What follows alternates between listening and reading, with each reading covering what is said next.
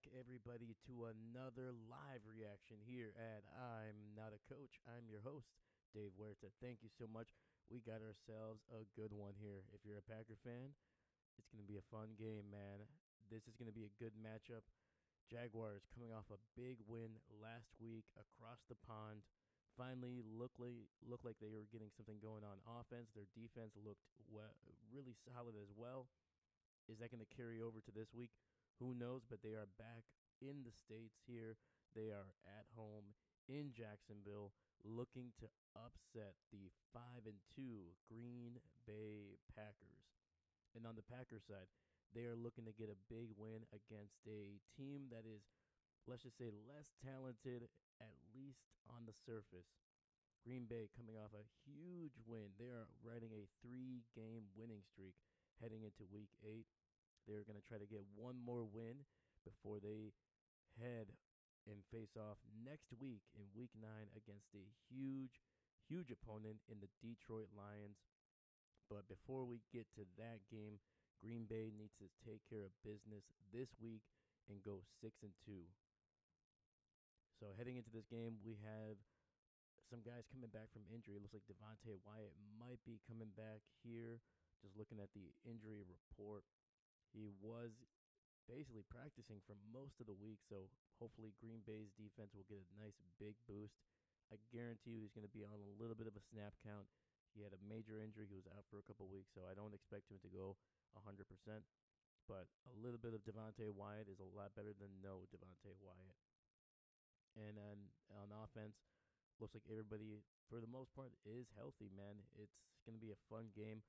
This is going to be one of those games where I hope Jordan Love and that offense are going to be able to attack arguably one of the worst pass defenses in the NFL. Their safeties are rough. Obviously, some Packer fans will see a familiar face in the Jacksonville backfield. That is going to be Darnell Savage, who missed a couple weeks early on in the season with some injuries. But it looks like he is back. He's going to be playing in this game. So he'll be going up against the team that drafted him in the first round about 6 years ago, actually. So it should be a fun matchup. Again, that Jaguars defense, not great, but they have a first overall pick in Walker. They have a couple other high pedigree guys on that defense. So do not sleep on this team. This is a team that's easy to overlook, but they have a head coach who has won a Super Bowl. You can say whatever you want about Doug Peterson, but at the end of the day, this guy won and led Philadelphia to their first and only so far franchise Super Bowl. You could not discount that. This guy gets the most, for the most part, most out of his teams. Even if he has a bad team or a great team, they always seem to be competitive. They've underperformed, I would say, the last year. Last year, they were looking solid in the first half. Second half, they looked rough. And now they're starting out slow again, but there's a little bit by little bit here. They're starting to get a little bit better. Plus, they but they really started to force feed Tank Bigsby, the running back. And he looked phenomenal last week. So who knows? This guy could really change the way that this Jaguars offense operates. And if you can get a good running game, Trevor Lawrence could have a nice balanced offense, which is very dangerous for a guy like him. So kickoff is up, and it is going to be out the back of the end zone. Green Bay will start with the ball at the 30, so that means Jacksonville will get the ball to start the second half at home. So it's going to be very important. Obviously, it's always important, but especially the way we've seen this Packers offense, they need to get out to a fast start. They cannot play down to their competition here, not only against a team that has the capabilities to put up points because they have a really good quarterback, underperforming quarterback, but still very good. But they're on the road, man. They gotta get open here. So it's gonna be a quick throw to Watson on the right side, and he's gonna gain about 6 or 7 yards on the play. Little play action fake to start the game.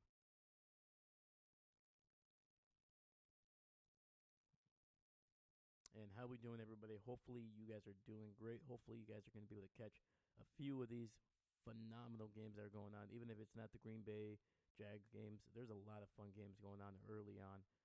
So hopefully you guys are enjoying your Sunday and relax, have a drink, get some food, and just enjoy some football, man.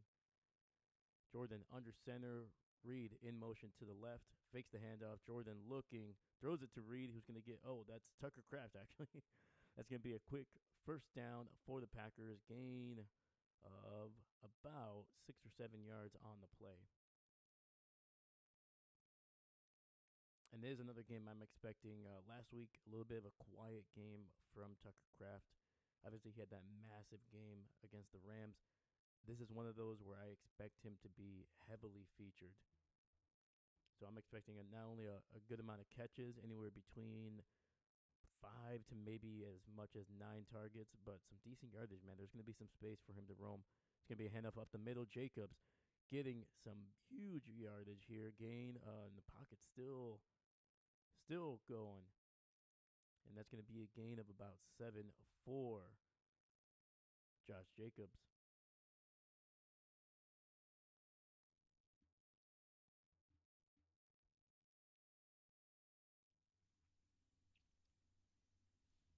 And how is my volume here?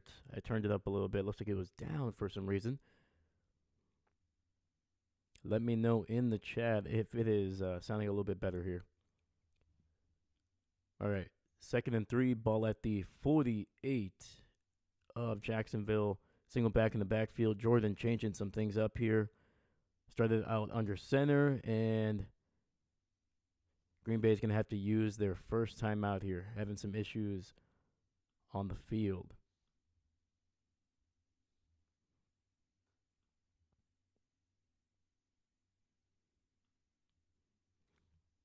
Yeah, that's what I get for fiddling around with the settings there before the game. I was trying to change things up. Over the next couple of days, you might see the whole setup look a little bit different, trying to make it a little bit easier to navigate here, and hopefully adding some nice production to the stream here. All right, Jordan under center, single back in the backfield. Tucker in motion. It's going to be a handoff on the end around to Reed, and he is unable to get away from the tackler. It's going to be a no gain. It'll be 3rd and 3 for the Packers here. And that is the first overall pick, Trayvon Walker. Like I said, this defense underperforming. This whole team is underperforming over the last year, but they have talent all over the field, and it's just they need to get going. And, hey, a big win last week. All you need is a little bit of confidence, and who knows, the momentum can take you there. And Reed in motion on the left. It's going to be a handoff to Jacobs. He's going to get the first down, a lot more, 40, 35, and he's going to be down just shy of the 30-yard line. But there is going to be a hold. Looks like there's a flag here as well. No, I just had my settings down, unfortunately. I might have to adjust it a little bit down because I feel like it's a little loud. Just a little bit. And unfortunately, that's going to be a holding penalty on Sean Ryan. So this first down will be wiped away. And it'll be 3rd and 8 for the Packers.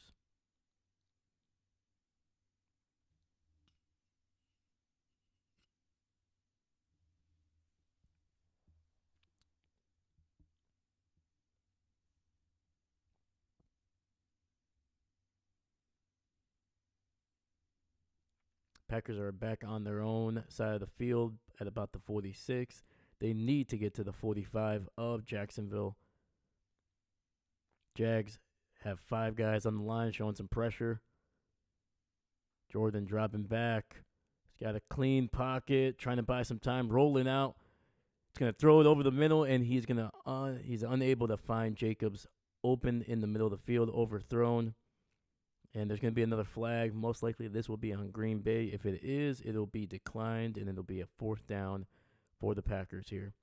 And it is. It's a hold. Jags will decline and take the fourth down. Green Bay is going to punt on their first drive here.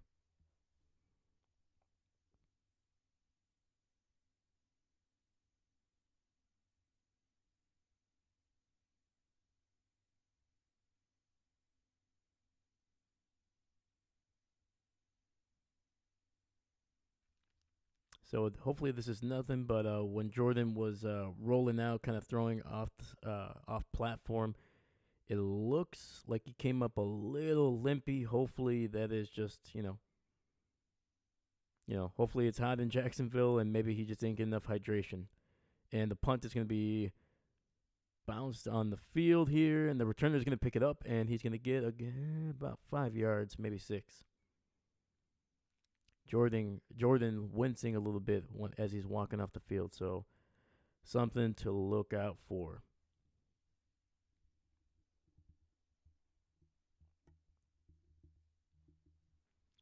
Definitely disappointing series there. Penalties, something that over the last couple of weeks, man, Green Bay has actually done a better job. They haven't been perfect. They haven't been as disciplined as they should be. But compared to how they were doing early in the season with so many penalties, I think they were hitting double digits on most of their first 4 or 5 games. They seem to have gotten a lot better. But yeah, 2 penalties back to back, kind of killing that drive before it could really, really get into any meaningful field goal range or scoring position.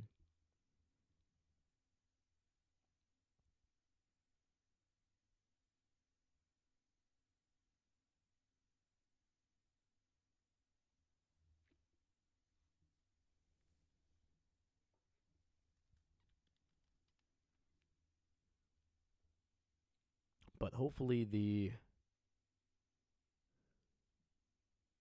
Packers defense here going up against a offense that has struggled for most of the year, not only with some turnovers here, but just unable to really move the ball effectively. Hopefully they can take advantage of that, get some turnovers, give Green Bay's offense some good field position to kind of get them going early on in the first half. Because let's be honest, the Packers, they always tend to do a lot better in the second half, especially in the fourth quarter, maybe towards the end of the third.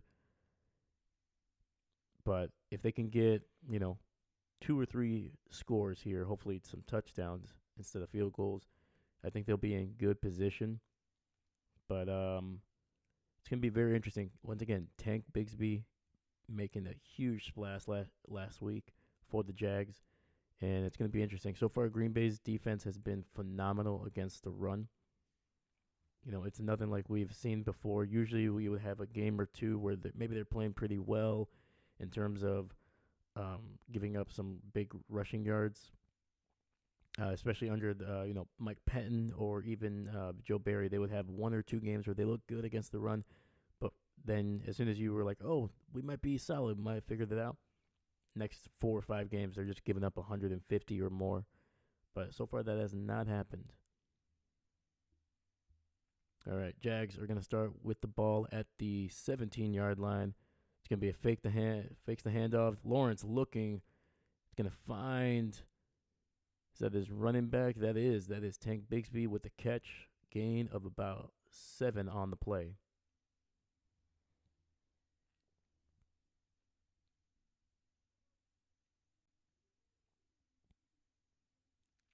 Once again, Trevor Lawrence is a first overall pick.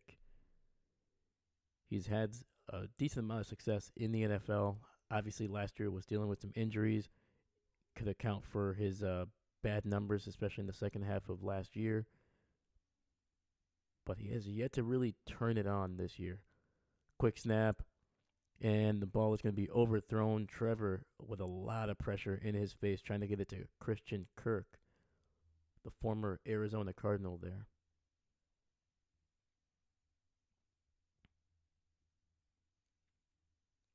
And the strength of this Jaguars offensive line is definitely the interior. They got some really solid guys in terms of who plays guard and center. The tackles are going to be where Green Bay should be able to get some pressure. So on the edge, Hopefully they can kind of overload one side, and then, maybe that guard, one of those guards has to kind of help out, and that'll leave something over the middle there. Green Bay showing pressure. They only send 4. They get to Trevor, who escapes, and he is going to be able to get maybe a yard, but it'll be a 4th and 2. And that is Eric Wilson, who last week had one of the, it was a breakout game in my opinion. 2 sacks, 2 batted, passing completion, batted pass, along with sniffing out a screen. All of those plays coming on 3rd down and forced Houston to basically punt the ball away. So once again, Eric Wilson doing the same thing here, bringing Trevor Lawrence down before he could really get any major yardage to get the first down. Punt is away. It's going to be a deep one here. And it's going to be out at the 1, inside the 1. Heck of a bounce. And that's not on Jaden Reed. That thing looked like it was going to go out of bounds or even go into the end zone. And that was just a phenomenal punt. Green Bay will start with the ball inside the 1, so this will be a long, long drive if they hope to get points.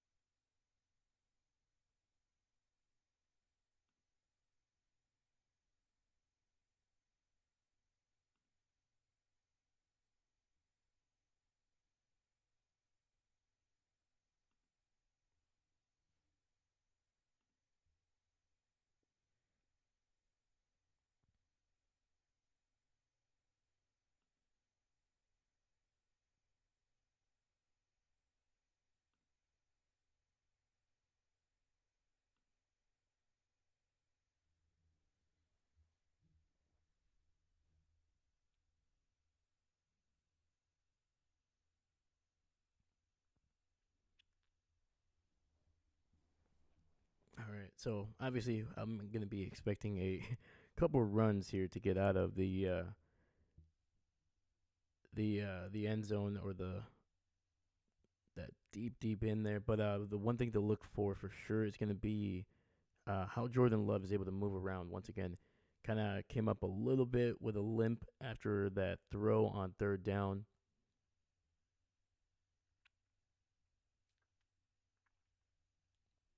And luckily the camera did not pan over to the sideline to see if he was injured. Usually when you have a guy, getting taped up or anything like that, you'll usually see the CBS or Fox, somebody just kind of panning over, kind of showing the viewer that, oh, hey, they're looking at him. Seemed like he was fine for the most part. I don't think he got too much of a look from the medical staff.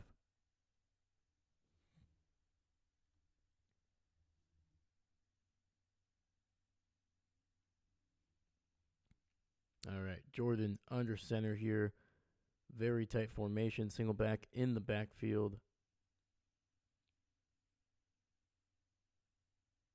And it's going to be a run up the middle here. Jacobs able to get near the 5 here.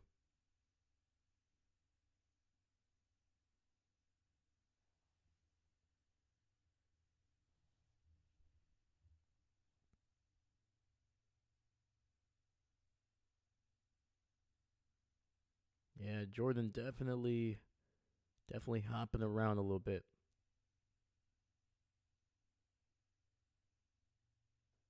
Man, I really hope it's nothing major, man.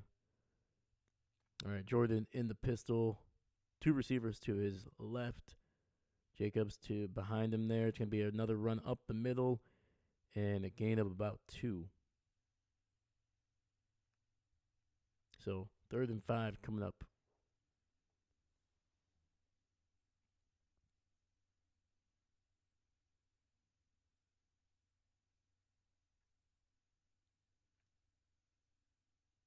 Three receivers to the left. Jordan in the shotgun. Tucker Kraft tight to the formation there on the right side.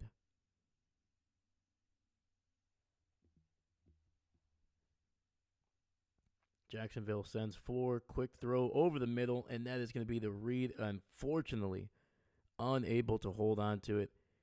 Hit him right in the hands. He did have to dive for it, but man, that is going to be another quick 3 and out for Green Bay.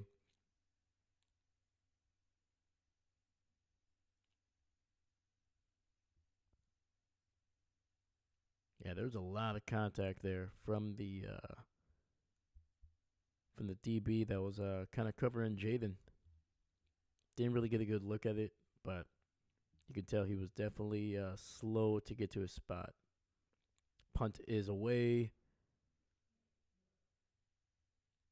Not going to be Waylon's best punt of the season by any means. He does get a friendly bounce that will get it just on the other side of the 50.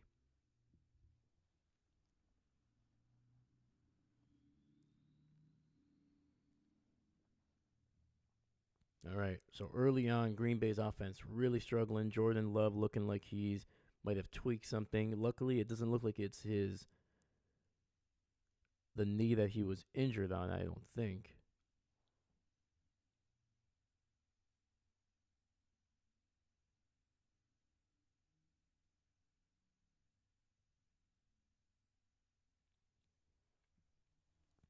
All right, it's going to be up to Green Bay's defense here to hold Jacksonville to hopefully a punt here, or at the very least a field goal attempt, because they have some very, very good field position here.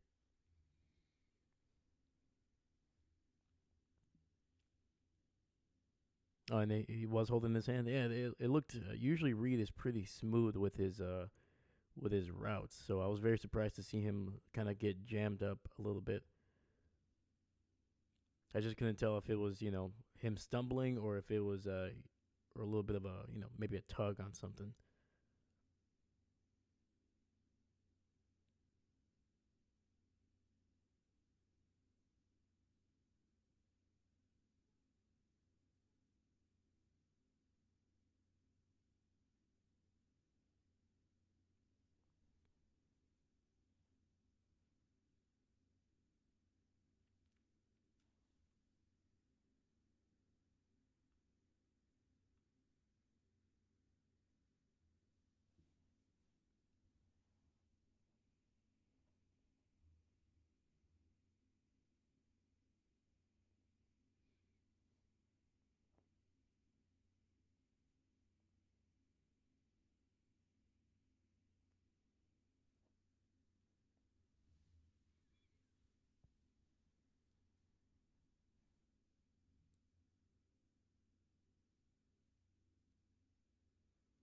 All right. Unfortunately, it looks like Jordan is going into the blue tent.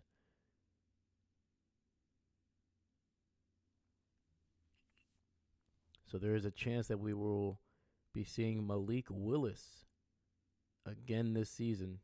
And I mean, the guy went 2-0 as a starter, so I'm not going to be, too worried. But you never want to see Jordan Love down, man. He is, by far is our best opportunity to not only get wins, but also make it to the playoffs and make some noise in the playoffs. It's going to be a run to the left here with Bigsby, and he is going to be stopped up at the line of scrimmage. No gain on the play.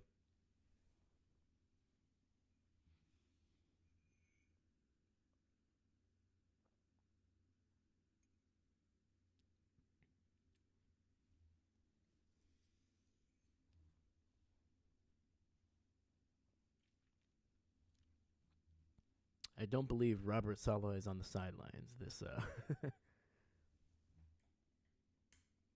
For some reason, I did not turn on the light. My goodness, man, I am I haven't finished my coffee, so we're getting there. We're getting there. And it's gonna be a quick throw to the tight end, and that is gonna be a gain of about 6 or 7 yards there. Yeah, that was on the left side. Nice little flat route by the tight end. Had a few blockers. and then able to get some tough extra yardage there.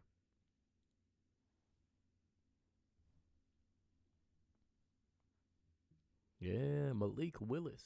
Yeah, he was looking at the I was gonna say iPad, but Microsoft Surface. All right, Green Bay showing pressure. Got 7 guys on the line here.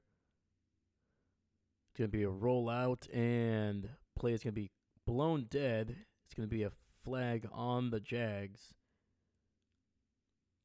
False start and move them back 5 yards. It'll be 3rd and 8.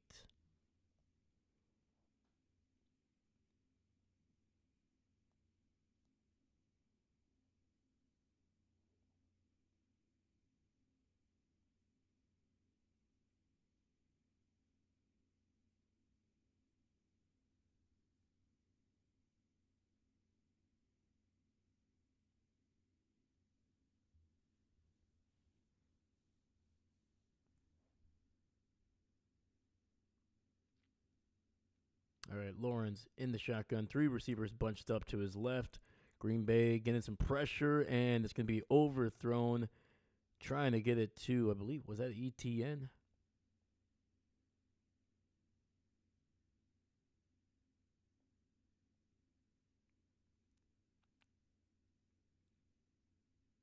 No, sorry, that was Thomas Jr.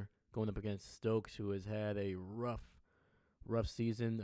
Bad enough that they benched him. Basically, he's no longer the starting corner. He's more of the 3rd or 4th option there. But it looked like it was a miscommunication with Lawrence and Thomas there. So Green Bay's defense, even though this ball basically was at the 50, they were able to force the punt, and we are seeing Jordan Love trot on to the field here. So not Malik Willis.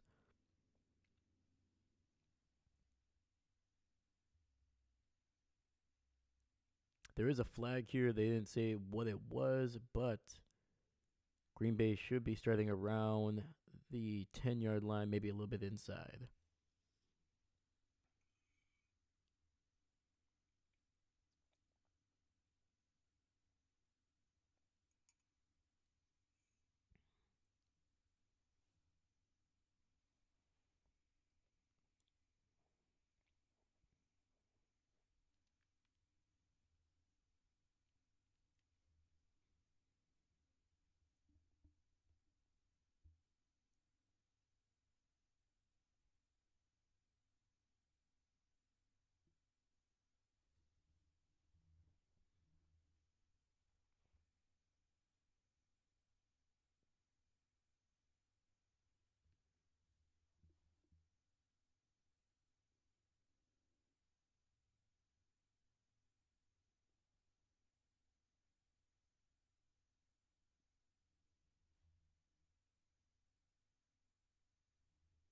No, absolutely. Jordan just, man, dude, he's such a massive part of our success right now. And obviously, he's the quarterback. That's, it's almost part of the position there.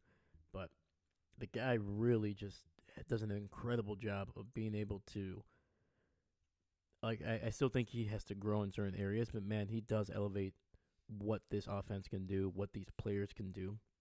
And we saw it with Willis. Like, the offense was good.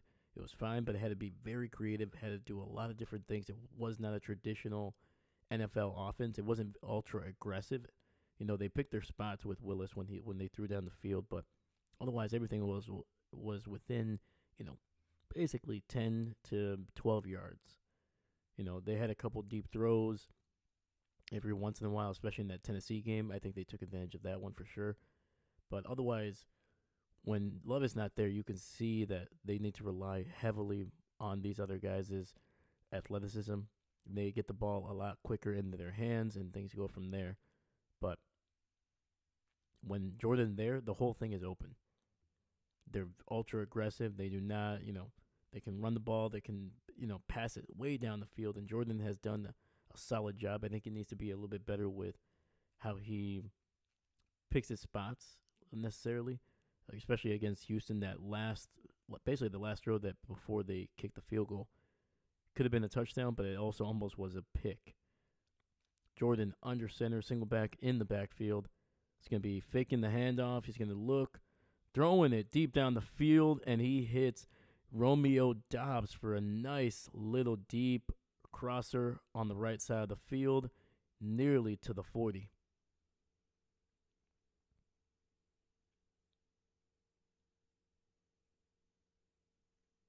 Yeah, it's going to be spotted near the 39. So gain of 30 plus on that catch and run.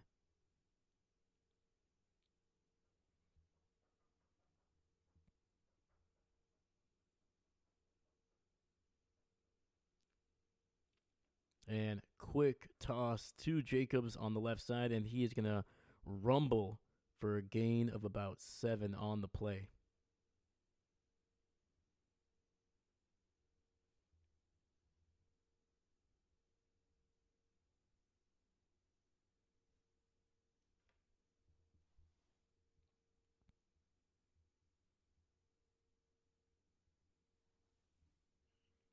Despite both of these offenses kind of struggling here, Green Bay 67 offensive yardage to Jaguars 15.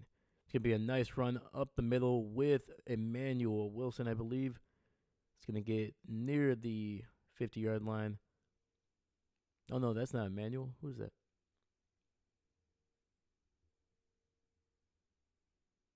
Oh, that is Brooks. Chris Brooks.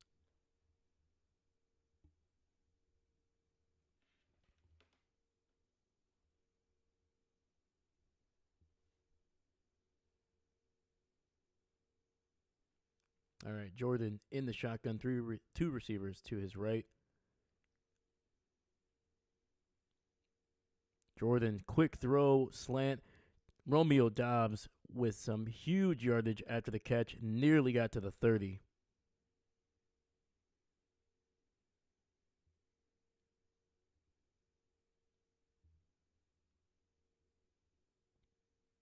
And just a nice little in, kind of like almost like a slant route, basically, that Romeo ran. Ball was a little low, but Romeo doing a great job adjusting to the ball and then just exploding for about almost 10 extra yards. So 1st and 10, ball at the 33. Run up the middle. This time it is Emmanuel Wilson who will get just inside the 30-yard line.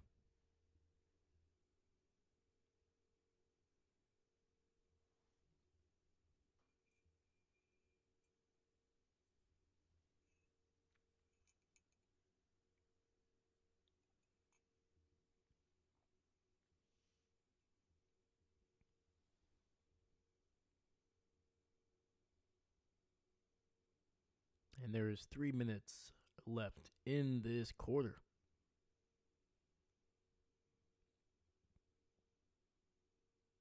Tucker Kraft in motion. Jordan looking, and it's going to be a flag. It's going to be a false start on Green Bay.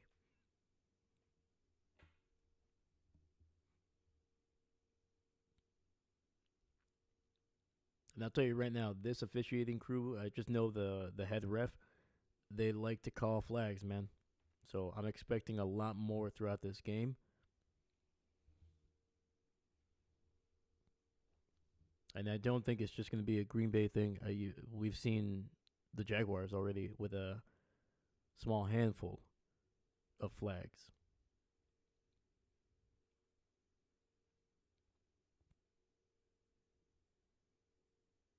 Second and 11, play clock at 1. Just gets it out. Jordan throwing it out to the outside, and that is going to be to Dontavian Wicks. That was a gain of about 7 or 8 on the nice little out route.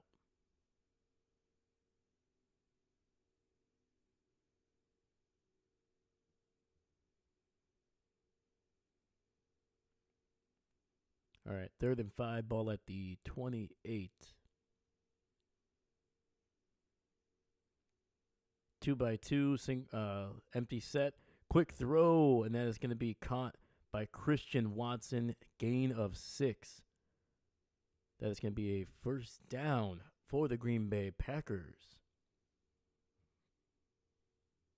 And the clock is at 1:35, 1:34, 1:33, 1:32, 1:31 if you want to sync this game up with us.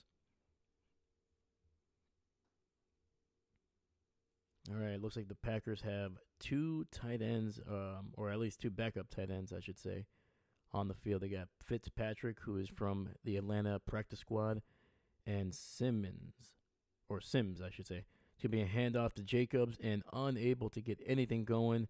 Try to stretch it out all the way to the boundary, and is taken down for a loss of 2.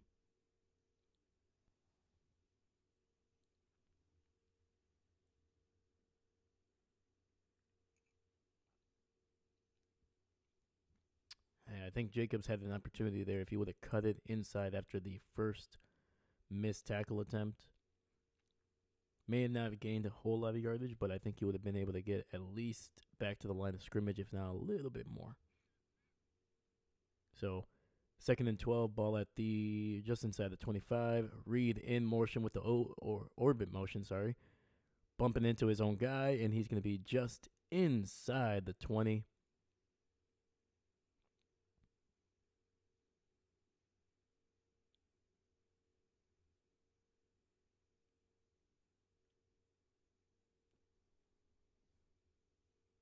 And that'll likely be the final play before this quarter ends. They're going to get to the line, but I think they're just looking for some extra free yardage here. And no. The Jags did not bite on the snap, or the fake snap, I should say. So we are heading into the second quarter here in Jacksonville with the score at 0-all. So defenses early on really getting it going. Obviously, Green Bay, I think they had some really bad field position. They had to deal with a little bit of an injury to Jordan, a little bit to his legs. It looks like he's moving relatively okay right now, so that's a good sign. He hasn't really scrambled, but the offensive line has done a phenomenal job keeping him upright. There's been almost no pressure in his face. I don't think he's been hit really yet. I think the biggest thing is just the coverage for this Jags team has been really solid. They are coming into this game with the worst pass defense, not only in the NFL, but I think almost historically bad. So I think that's what you're seeing, Green Bay trying to take advantage of that, but I think they just need to be patient. I think that stuff is going to open up, especially if you're able to take a 2, maybe 3 possession lead. They're going to start taking chances, and I think with the talent that you have, not only with Jordan Love's arm, but also the talent at receiver and tight end, those mistakes, when they try to get more aggressive, there's going to be open field, and that's where we're going to be able to take advantage of that. But you got to be patient. Take the little things, get those extra, if they only give you 3 or 4 yards on a pass play, take it. Make the next down a little bit easier. Stay in front of the sticks, and also utilize your backfield, man. You got some talented guys. I would suggest not running the ball with Jacobs, east and west. He tends not to do well with that. He's more of a north and south kind of guy. Once you get him kind of moving towards the sidelines, he loses a lot of that power. I think you were able to get away with that with, not get away with it, but a little bit more effective when you have like an Aaron Jones type of guy who not only has the speed but the wiggle to be able to kind of, shift, back and forth, and then kind of get to basically make those pursuit angles a lot more difficult. So Jordan, yeah, you can tell his knee is affecting him on that last that run by Jacobs, that he lost some yardage on. You can definitely see that he's kind of straining to kind of. All right, it'll be 3rd and 8 here.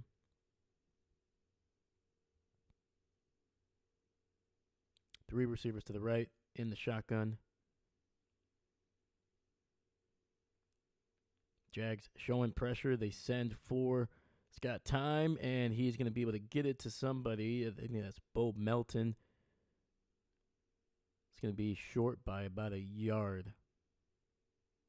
And that is not Bo Melton. Sorry, I thought that was number 80. That is actually Chris Brooks, the running back. And that is going to be an incomplete pass. He did not haul it in. That's why I thought it was a wide receiver, because he had to dive for that when I thought he caught it.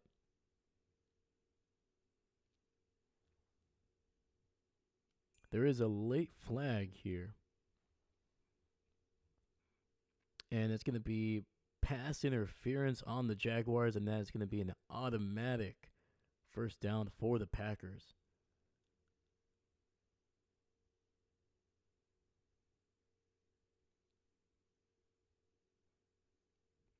Oh, sorry, illegal use of hands. My apologies.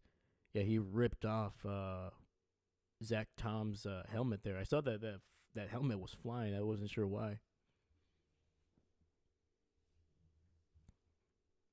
So that personal foul on Walker, giving Green Bay a second chance at a touchdown here on this drive.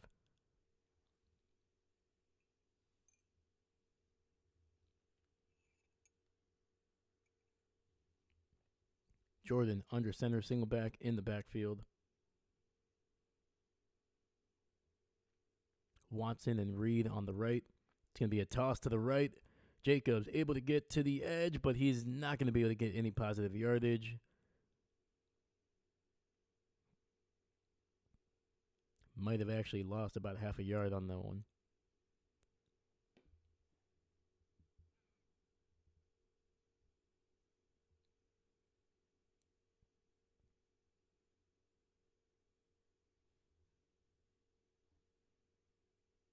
Second and 11, ball at the 16-yard line. Jordan in the shotgun. 3 receivers to his left.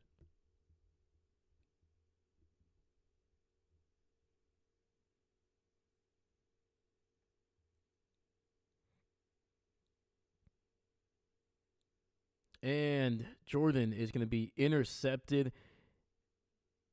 And that is by number 22, Jones.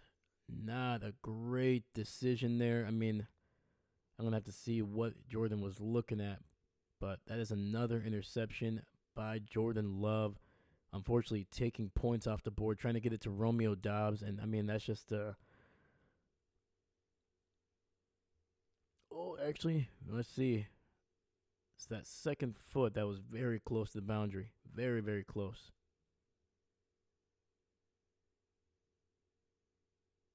And if it's not a catch, it might be by a toe. And, of course, we're going to go to a commercial break here. Come on.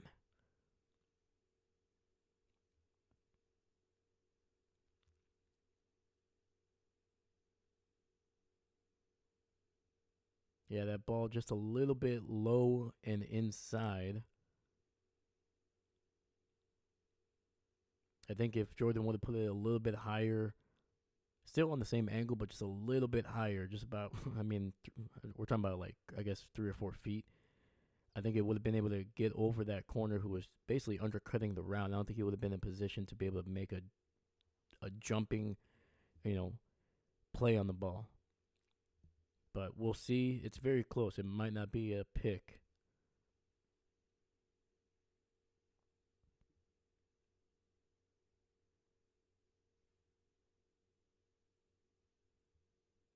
Hopefully his toe is on the line, man.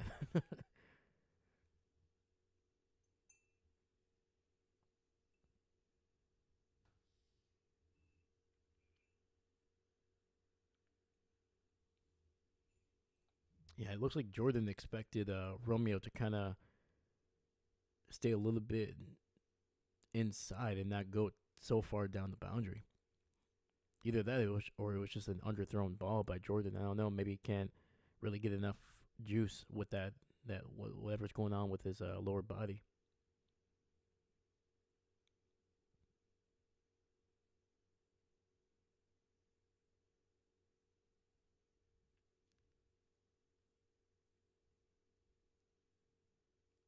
Yeah, you don't really see a whole lot of throws like that with Jordan. Like when he does get intercepted, it's usually over the middle when he's trying to squeeze it into, I don't even want to say a tight window. Usually he's done really good at those, but it's mostly those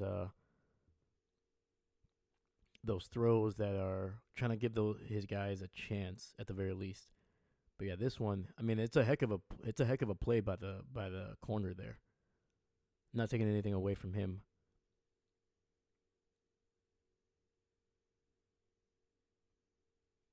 And the review is confirmed. It was an interception, so Jordan with another big pick taking points off the board. Jacksonville in the eye, ball at the 6, and they are going to get maybe a yard on the play. Yeah, that's a tough one, especially after getting the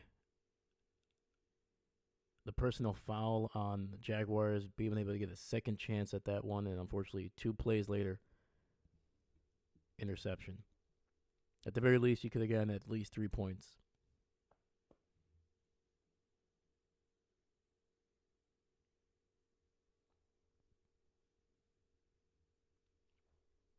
Second and 9, Lawrence in the shotgun, and looks like it's going to be a penalty on the Jags here.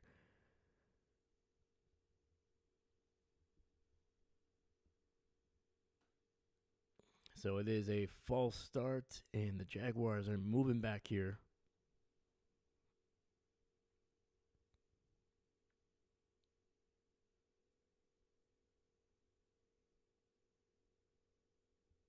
Yeah, right now Jordan is leading the NFL in touchdowns per game, but also interceptions per game.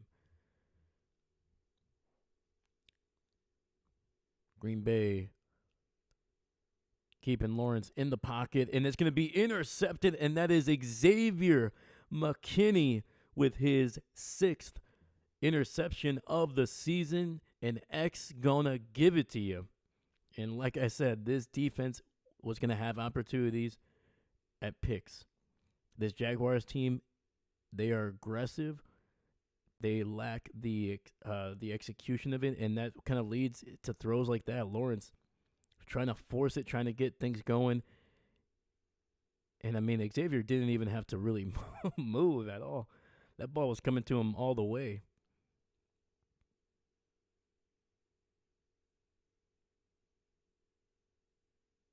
And there we go. This Packers defense setting up the offense in great field position. Green Bay's offense needs to get these touchdowns right here. You need to reward your defense for making massive plays. First and goal, it's going to be a handoff to Jacobs, and he is going to be taken down after a gain of about 5. Could have had a lot more. Had some major field, but taken down by his ankles. So 12:30 left in this game. Sorry, in this second quarter. My apologies.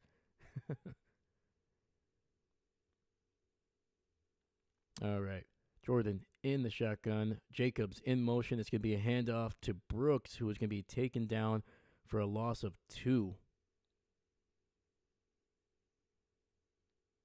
This Jags defense doing a great job of really holding this very powerful Packers run to very minimal yardage, man. A lot of it is, 3 or 4 yards positive, and then they've gotten in the backfield a couple times already this game.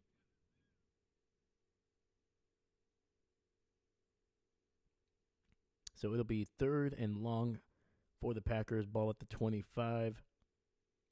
Reed in motion to the right. He's got time. There's a little bit of pressure. Throwing it deep down the field, and that is going to be incomplete, but there is going to be a flag. And I think this is going to be on Jacksonville for pass interference. Jordan trying to get it to Romeo Doubs, running that corner route, basically.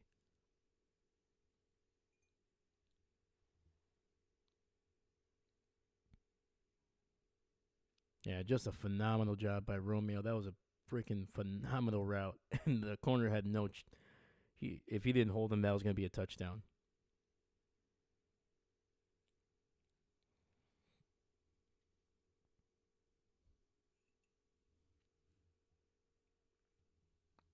So that'll put the ball inside the 5 down to the 3. It'll be 1st and goal for the Packers. It's going to be a run up the middle, and Jacobs is in for the first score of the game. Green Bay getting some points off that turnover.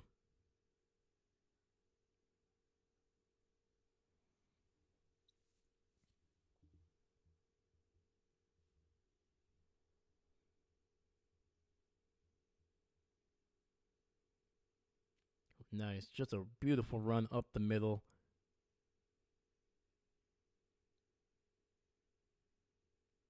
The interior line just doing a great job of plugging everything up, leaving a nice little crease for Jacobs to go through. And the extra point by McManus is good. And at 11:31 in the second quarter, we have our first score, and it is Green Bay on top, 7-0.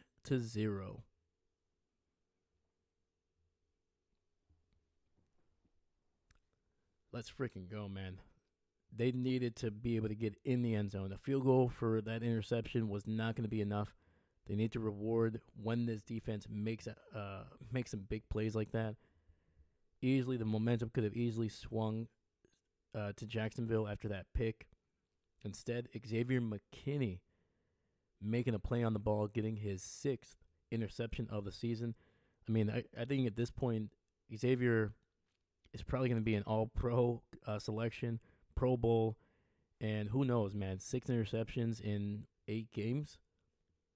I mean, we're talking about potential defensive player of the year, which I can't remember the last time a safety won that up. We've had a couple corners in the last decade and a half. I know Gilmore won it. Revis might have won it as well, I'm pretty sure. And then Charles Woodson won it back in 2008. But yeah, man, I don't know. McKinney has just been phenomenal. He's been one of the best additions to this team in years. Free agency, like the last time a player had this kind of impact was probably the Smith brothers, Preston and Zadarius. I think they were both over 12 and a half sacks in their first year when they signed with Green Bay.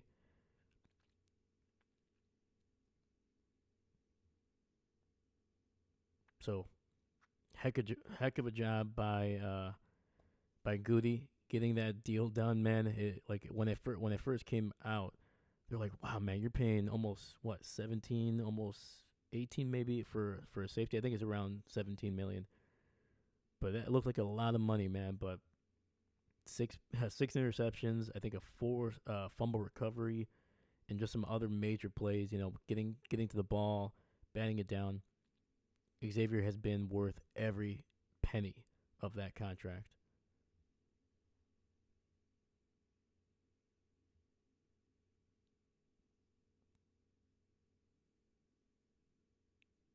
And in 3 possessions, the Jags have run 8 plays for 8 yards, 2 punts, and an interception. I mean, Green Bay's defense is doing a heck of a job. Jeff Hafley is phenomenal as well. That might be one of the on top of Xavier McKinney, getting a guy like Half to, go from the college ranks back into the NFL. I mean, the guy his defense has looked phenomenal. Have the sacks always been there? No, but I mean, it's tough to argue that this defense does not look significantly better than it has in years, if not almost a decade.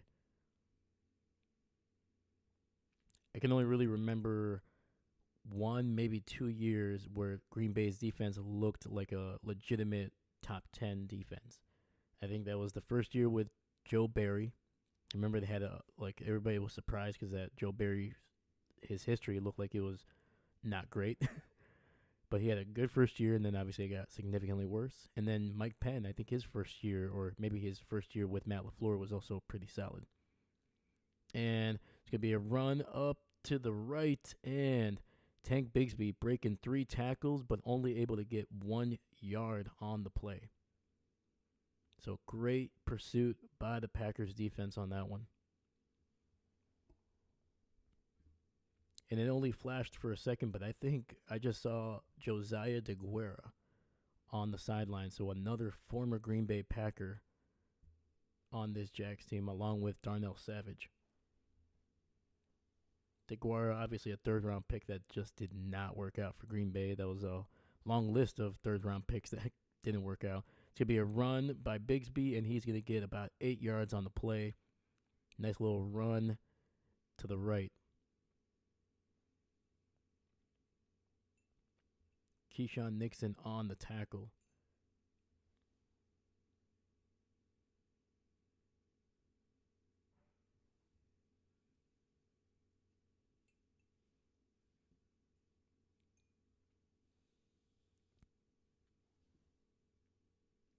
It'll be 3rd and 2, ball at the 38 here. Trevor in the shotgun, 2 receivers stacked up on the left, tight end in motion to the left. It's going to be a quick throw to Hank Bigsby, and he is going to be stopped before he can even get to the line of scrimmage. So that'll be a 4th down.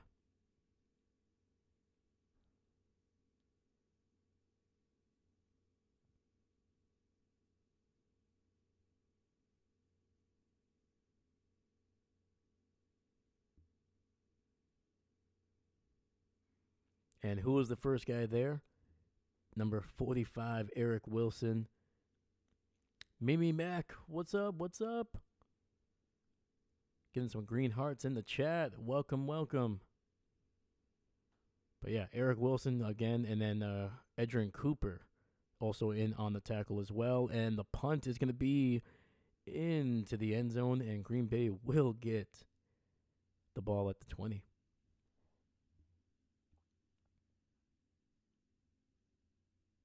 Mimi, how's your day going? Thank you for joining us in the chat. Hopefully you're having a good day.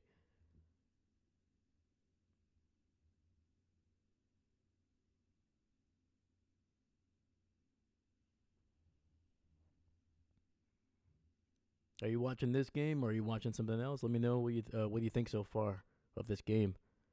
Obviously, Jordan Love throwing a pick there, but then Xavier McKinney right away being able to get the ball back, give that offense a second chance at some points. And, yeah, man, so far, if Green Bay can put up another touchdown on this drive here, this would go a long way. I think if you can get in front of this Jaguars team, you put too much, you're going to start putting pressure on them. Their offense is going to start trying to make some throws that they're maybe not wanting to.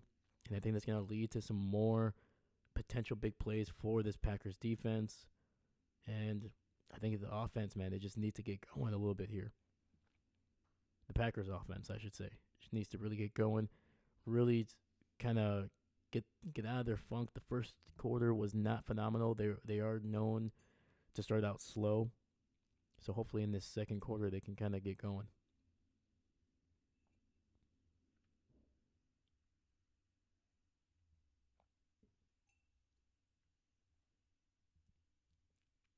Oh, you're watching it? Hey, there we go. There we go. Yeah, thanks for joining us, man. Hopefully you're doing well.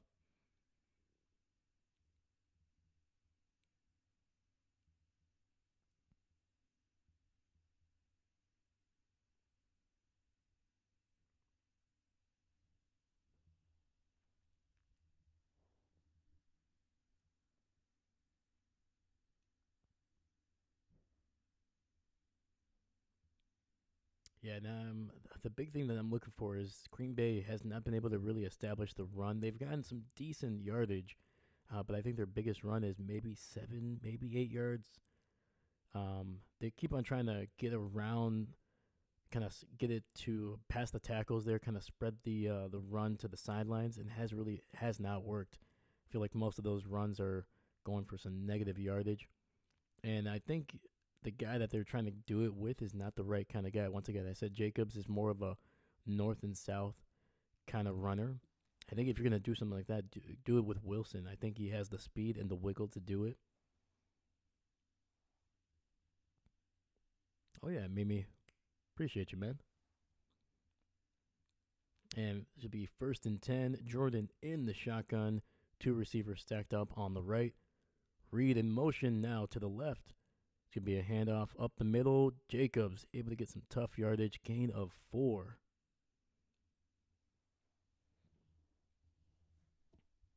And Jacobs, he's not set the world on fire or the NFL. He's not doing like Derrick Henry kind of stuff. But I mean, the guy I think coming into this game is fourth or fifth in the NFL in rushing yards. I mean, that's tough. You can't complain about that. He's been efficient. He's taking care of the ball for the most part, outside of that fumble against the Colts in week 2. The guy's been good, man. He's been steady, and plus he's been healthy too. Jordan looking down the field, rolling to his right.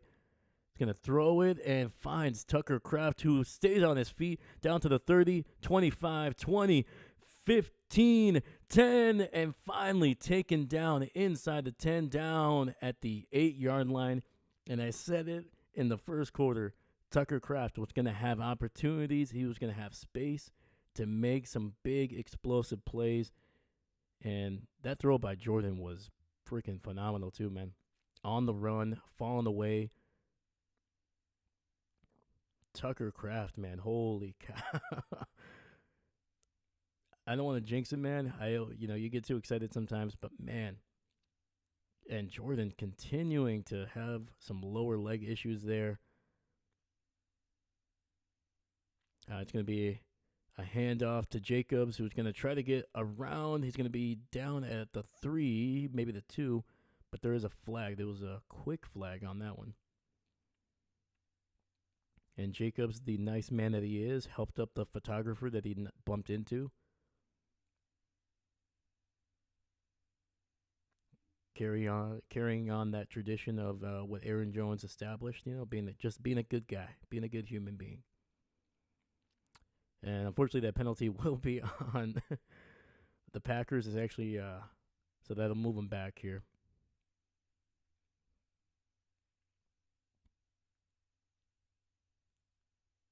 So a thing to look at, especially with that handoff, Jordan did not move his feet on that handoff, and naturally he would. So something tells me that lower leg is not feeling great right now. Ball is at the 14-yard line. Jordan looking in the pocket, needs to move, and he's just going to throw it away. Pressure got to him. I think that was the first time in this game that he got hit.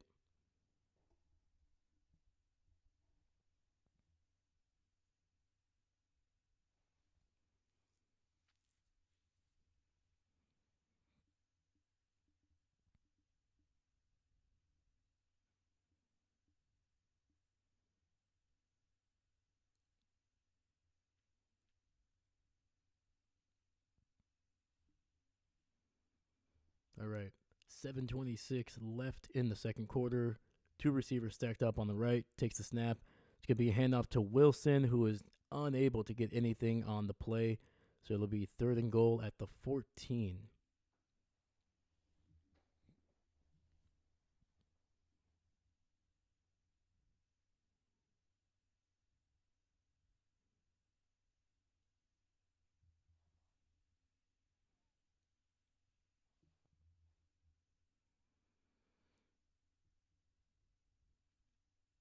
All right, with this, Jordan, don't force it, man. If it's there, great. If it's not, just throw it away, take the points, get up by 10. Sometimes it is when you see Jordan kind of try to force a pass in there. Thankfully, he doesn't, and it's going to be a throw to Wilson, who is only going to gain a yard on the running back screen. So, not great, not what you wanted after that big play by Kraft, but hey, they have a chance to make this a 2-possession game.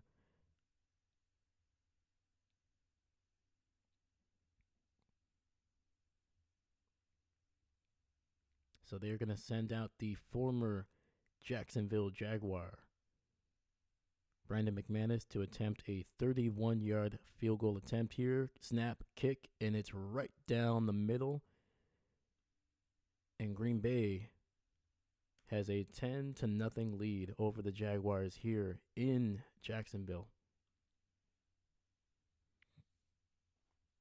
Let's go. I'm getting a little bit worried with Jordan here. It seems like every time he seems to roll out, seems to kind of re-aggravate that lower leg injury.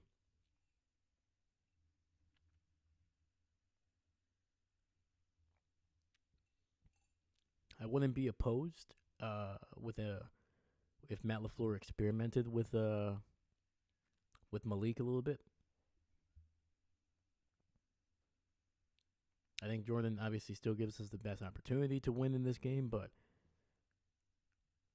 I mean, if he's struggling to hand off the ball, man, that's going to limit you a lot more than Willis would.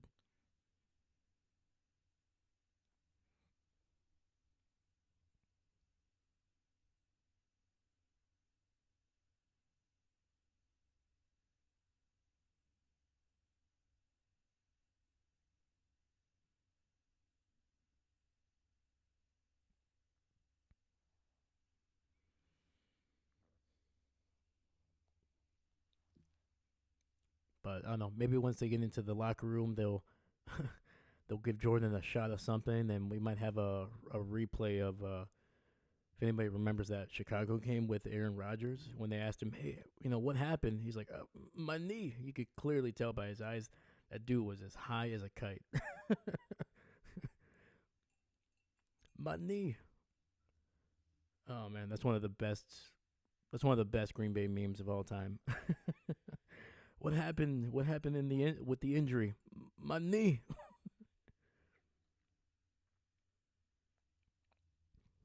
Everybody's like, "Oh, sure, buddy. It's the knee."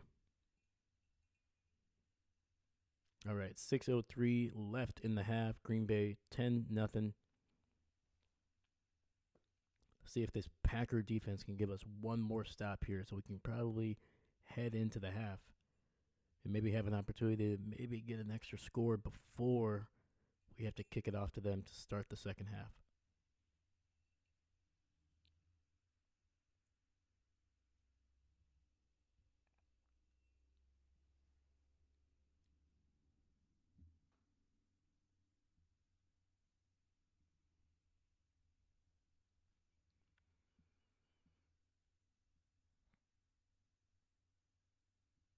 The Jaguars only 24 offensive yards.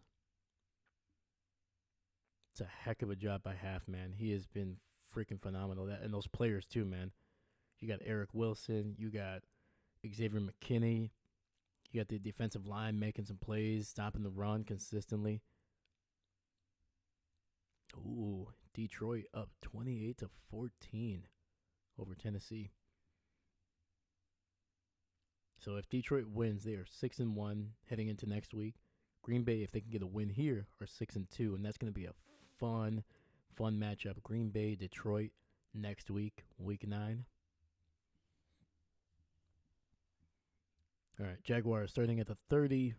Trevor Lawrence takes the snap, looking deep down the field, and he's going to find his man who stays on his feet, and it's going to be in.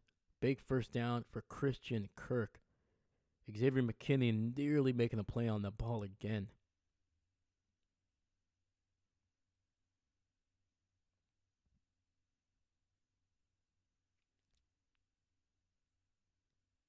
Yeah, that was just a good. It was a great throw.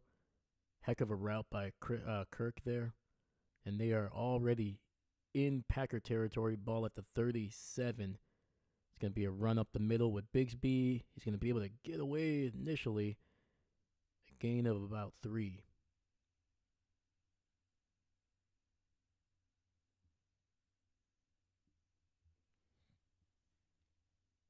That catch and run by Lawrence and Kirk, they had more yardage on that play than they had in their previous all their previous possessions.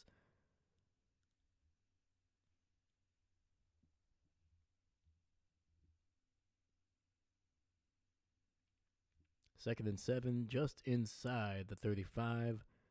Lawrence under center, single back in the backfield, fakes the toss, gets it out to Thomas, who's going to keep weaving his way through the defense, and he is going to be near the 15-yard line. That is another first down for this Jaguars offense.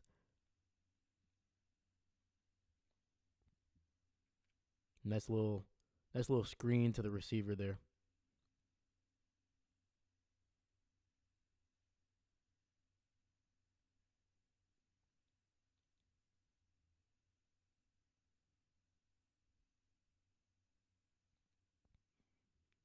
All right, defense a little bit on its heels. Let's see if they can shore this up. It's going to be a toss to the left. He's going to reverse field up the middle. Breaks a tackle, breaks another, and he's going to be down near the 1 yard line. Jacksonville getting things going here late in the second quarter.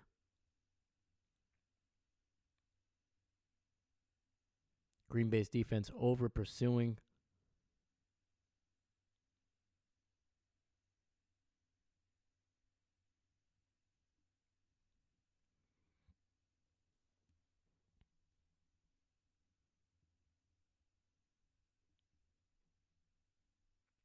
All right, ball at the 2. Lawrence under center, 2 receivers to his left, tight end in motion to the left, single back in the backfield. It's going to be a run, and Bigsby going to be stopped at the 1 yard line. Almost got hit in the backfield.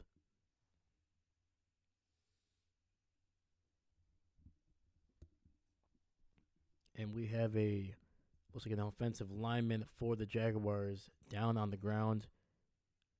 Not looking good. He is like basically ball. He's like a little ball, man. Hopefully the dude's okay.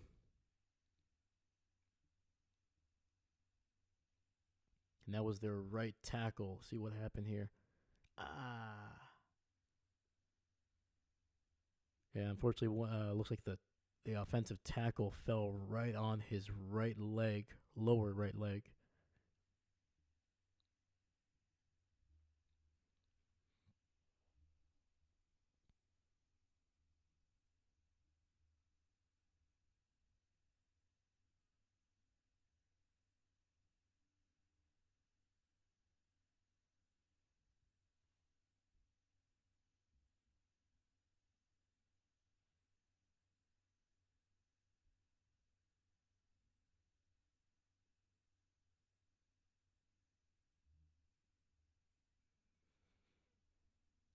All right, well, the good news is he's walking off the field here. That is Brandon Sheriff, the 5-time Pro Bowler.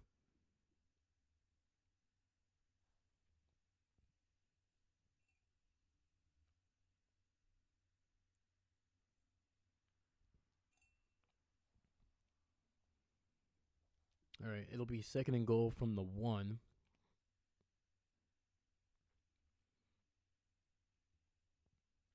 All right, we've seen it before. We've seen Green Bay's defense really hold teams inside the 5. So 3 receivers bunched up on the right. It's going to be a rollout to the right. Trevor looking, and he has to overthrow the ball. Otherwise, it was going to be intercepted there. There is a flag. And it's always tough to know whether you should accept a flag inside the 5 because you're only going to move back typically 5, maybe 10 yards. But that also gives the offense a lot more space.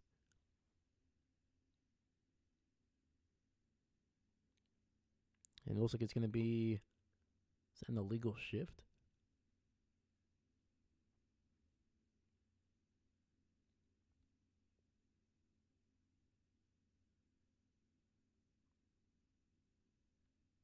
Yeah, I'm not sure exactly what that was. All of a sudden, my captions are no longer working.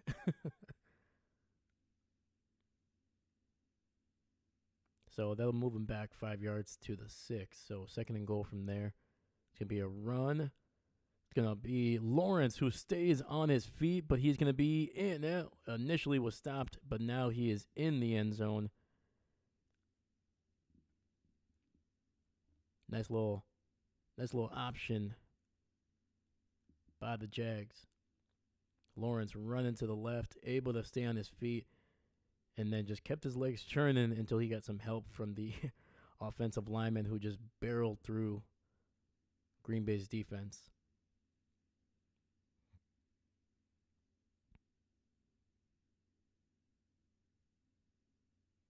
All right, heck of a drive by Jags, man. A response. They needed that.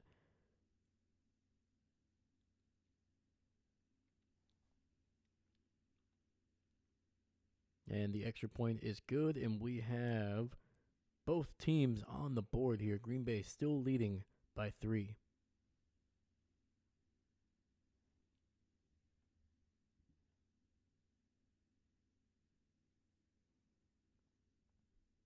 Yeah, they caught Green Bay on that defensive right side. Kind of caught them with only about 2 or 3 guys on that side. So Lawrence, once he saw that, once he saw the defensive end crack down on the running back, pulled the ball out and then just took off. Looks like Lawrence might have might be a little hurt on that one. Walking a little gingerly, but I mean he took a couple shots. Took a couple hits on his way to the end zone.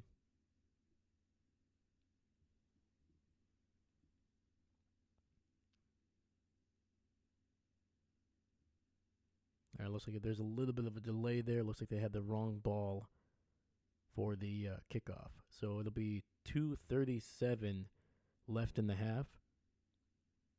Plenty of time for Green Bay to be able to get a nice drive going, maybe get a few extra points before the half.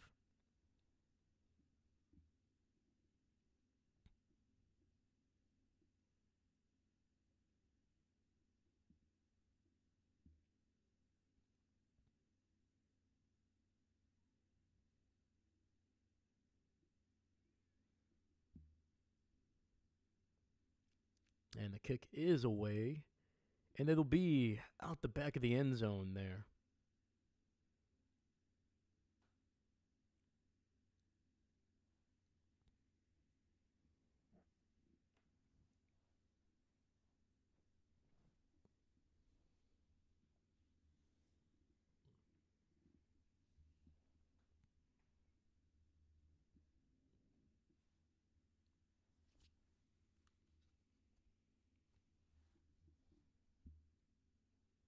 All right, Jordan is in the huddle here. Has 2 running backs in the backfield with him, 2 receivers to the right. Romeo at the bottom on the left. Quick throw to Christian Watson, who takes a shot at the end of that one, but is going to be good for a first down, gain of 11.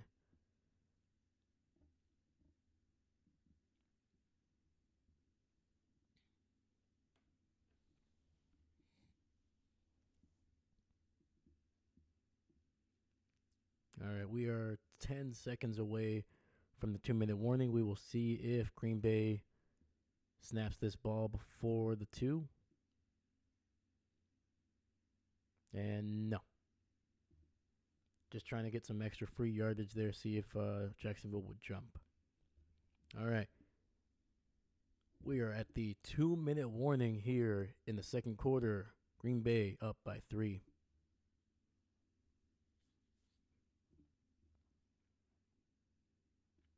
Let me know what you guys think. If obviously Jordan, if he's healthy, stay on the field, but do you think they should put in Malik Willis a little bit here and there, even if it's a distraction, if anything else? Because I feel like he's a good enough player. I would like to see him a little bit more, but maybe I don't know. Maybe Matt LaFleur is saving that for later on in the season, or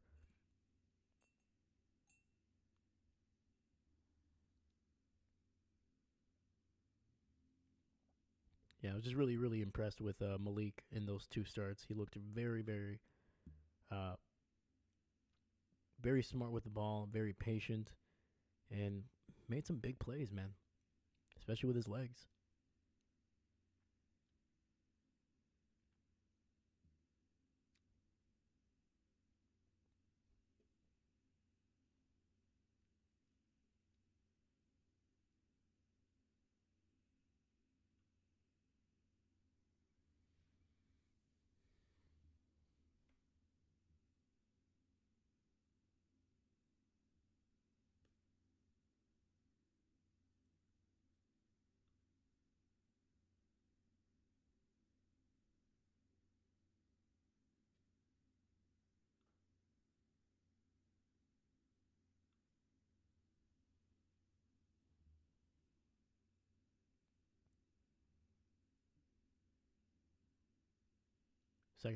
Second half adjustments.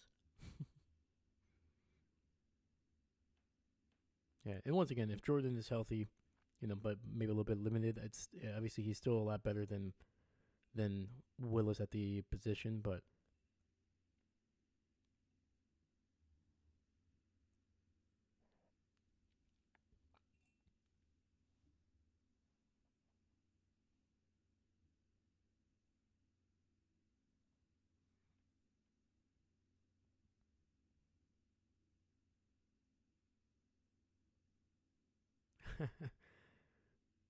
I always forget Jacksonville has a pool area for their fans.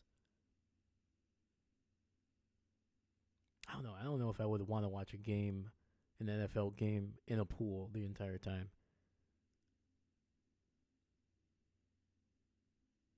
All right, ball is at the near the 42. First and 10 for Green Bay. Jordan in the shotgun.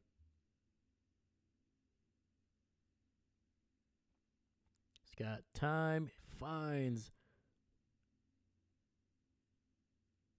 nobody, unfortunately, but weirdly enough, it looked like Watson and the corner were like hugging it out.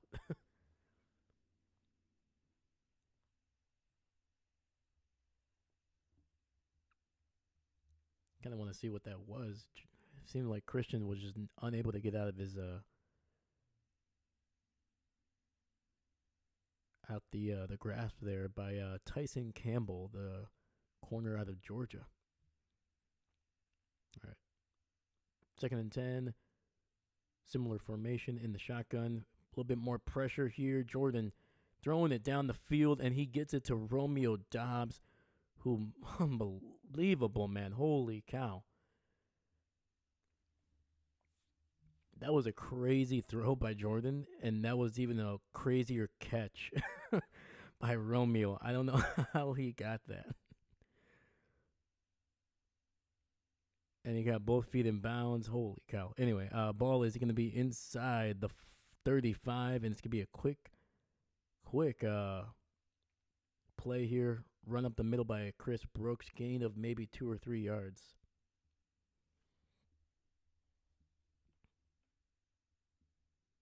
Romeo already at 72 yards on the day. He had 94 last week against Houston, and that was a season high. So on pace for a huge game. And Jordan throwing to the left, and that is to Chris Brooks, the running back. Chris Brooks, man, he is having a heavy workload.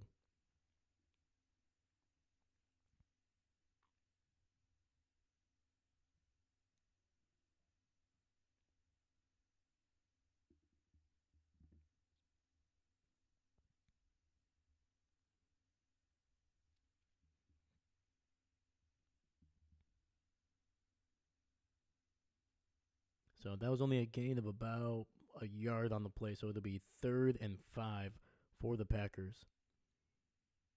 They are roughly in field goal range for McManus here, but the big thing is they don't really want to give a whole lot of time to Jacksonville.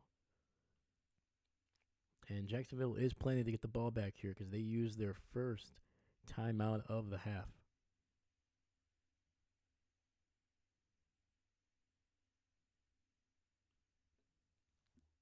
Ball at the 28. Jordan in the shotgun. Single receiver to the left. Jaden Reed in motion. And that'll be a flag, and that's most likely going to move Green Bay back 5 yards. Make this third down a little bit more difficult.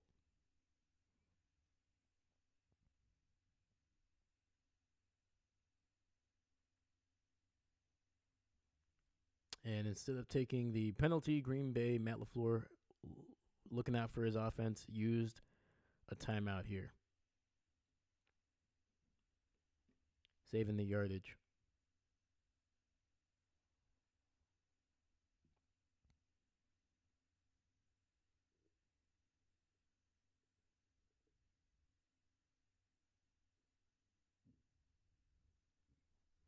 So they're saying the injury to Jordan is that left knee that he hurt against the Eagles.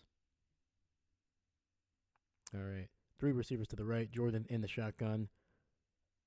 A little bit of pressure. Needs to roll out. He's going to have to throw it away here. And that'll be incomplete.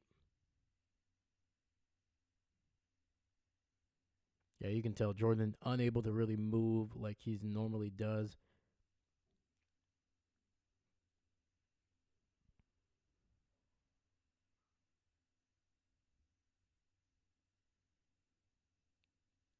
Yeah, and that one was Rasheed Walker just got beat on an inside move.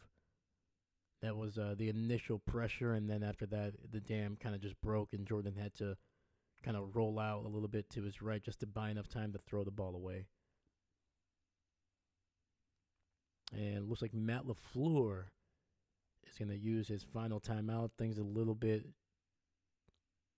jumbled there.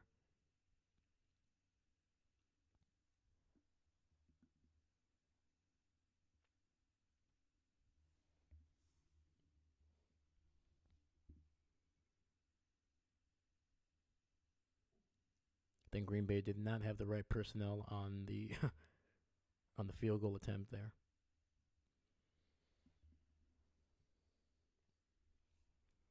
So this will be a 45-yard field goal attempt for Brandon McManus. Kick is up, and it is going to be right down the middle, but there is a flag on the field. Let's see what this is.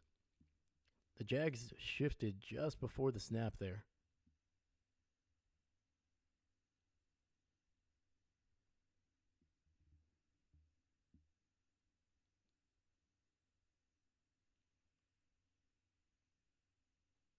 They're saying delay of game on the defense.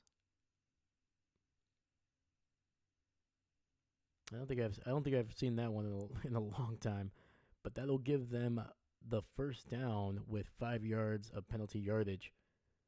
So Jordan Love and that offense are going back out there. 1:12, no timeouts.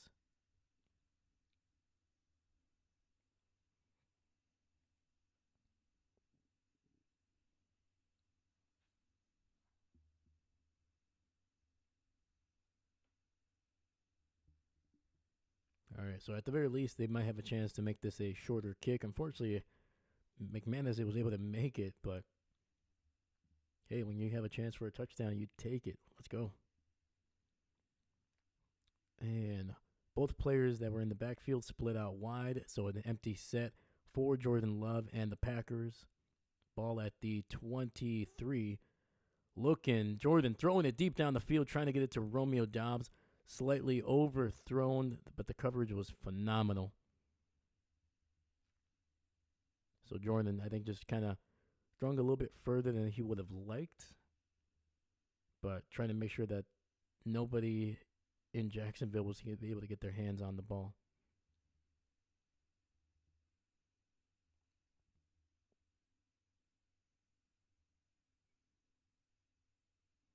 All right. So the reason I'll talk about the penalty here is something that I even really haven't heard more than once, maybe in my entire life of a defense doing a delayed game. So that's going to be a run up the middle. Jacobs gain of about 5 or so on the play. Jacksonville will use their second timeout here, stopping the clock with 1:03.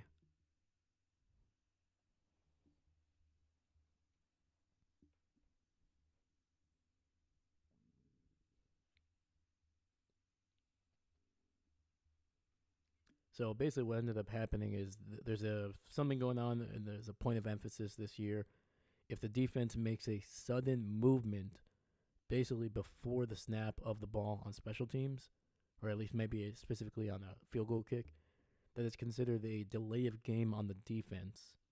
I'm not really sure what it's supposed to stop doing. Maybe it's trying not to force the offense into a false move. But that it was the penalty there. So it doesn't happen often apparently, but so 3rd and 7, ball at the 23, receivers to the right, empty set. Jordan looking, throwing it down the field, and that is going to be incomplete. Christian Watson trying to get those toes in.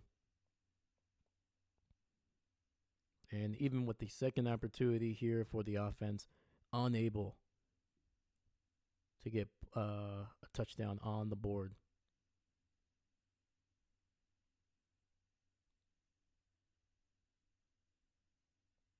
And that ball sailed a little bit on Jordan.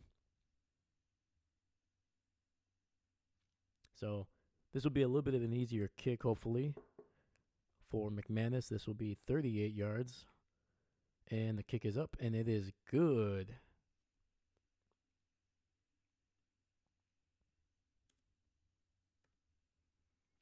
All right. Jacksonville with one timeout, 54 seconds left in the half.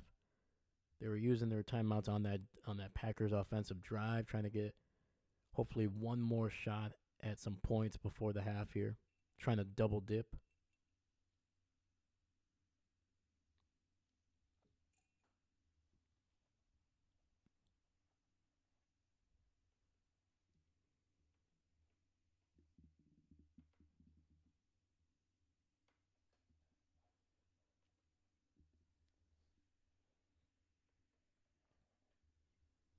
And a player that we have not seen a whole lot of is Jaden Reed.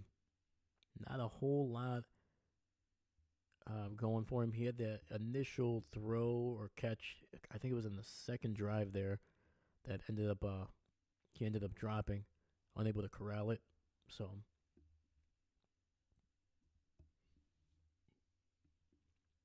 Jacksonville's done a great job of really keeping those end arounds, kind of like receiver jet sweeps, kind of to a minimum, and that's where you usually see Jaden kind of make some big plays. And the kick is up. It's going to be returned down to the 25, and he's going to be stopped up after maybe the 26.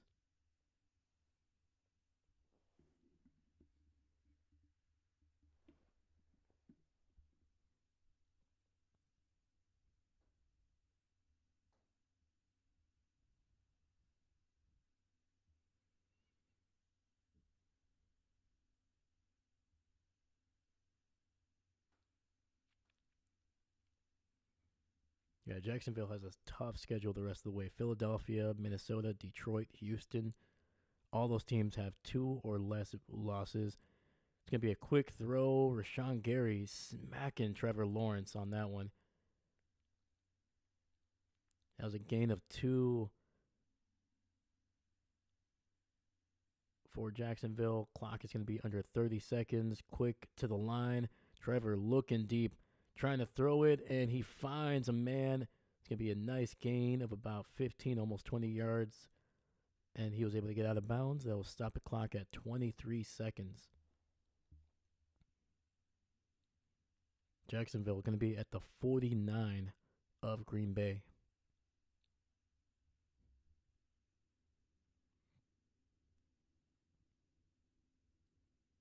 Yeah, some very soft coverage there. Green Bay obviously trying to make sure that they don't get beat over the top. Showing pressure, have 5 guys on the line. Send only 4. And it's going to be a huge gain, and that is a catch all the way down to the 20. Jacksonville uses their final timeout, and they're going to have an opportunity here with 14 seconds left to get a couple shots in the end zone. Yeah, miscommunication on that one. Eric Stokes and Javon Bullard basically both taking the flat route when there was nobody running a flat, like nobody at all. So yeah, you have Keyshawn Nixon kind of going on a delay, almost like a quarterback spy. So he came up almost all the way to the line of scrimmage, and then you had Stokes and Javon Bullard both crashing down on a non-existent flat route, and that left basically nobody to cover the deep route down the right sidelines. Luckily, Xavier McKinney was able to get there to bring him down. So 1st and 10, ball at the 21. So miscommunication on that one. So delayed rush here. It's going to be a throw and incomplete, thrown out of bounds.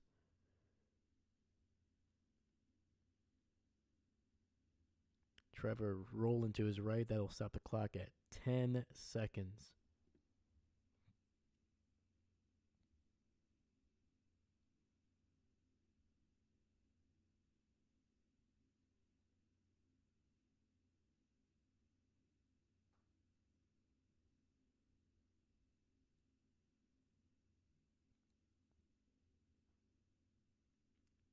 All right. Trevor in the shotgun. Tight formation, 2x2 on each side. Quick throw and incomplete. Thrown out of bounds. Looks like he was initially targeting Thomas Jr., and it'll be 7 seconds left, and we were going to see a field goal attempt by Jacksonville.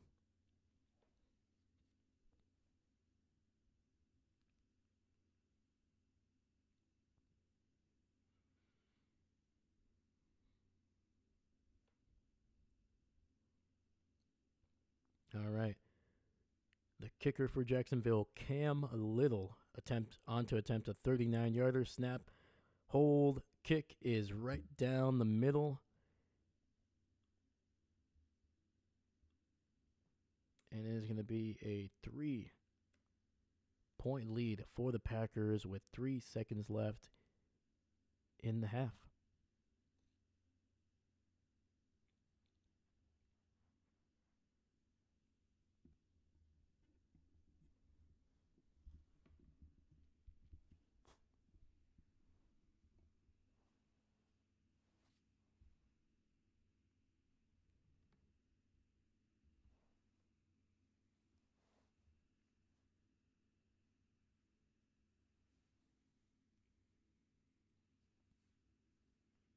So I really liked what the Packers defense did for, I would say, about a quarter and a half in this game. The last couple drives, they were, not, to be honest with you, even that touchdown drive was not a bad defensive series necessarily. I think it was just one big play that allowed Jacksonville to get really some momentum going. And I think they did well to really,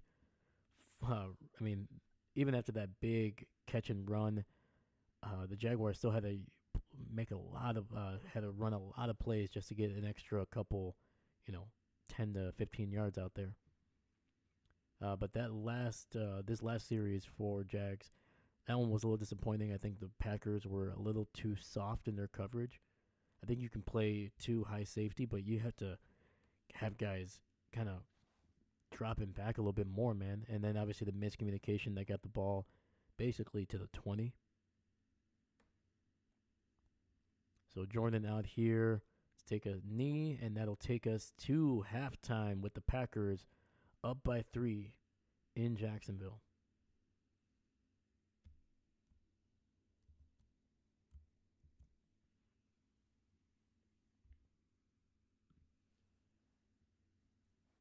And obviously the big storyline right now is the injury to Jordan. Luckily, he's still in the game, but you can tell he is very, very limited in how he can move outside the pocket, trying to buy time.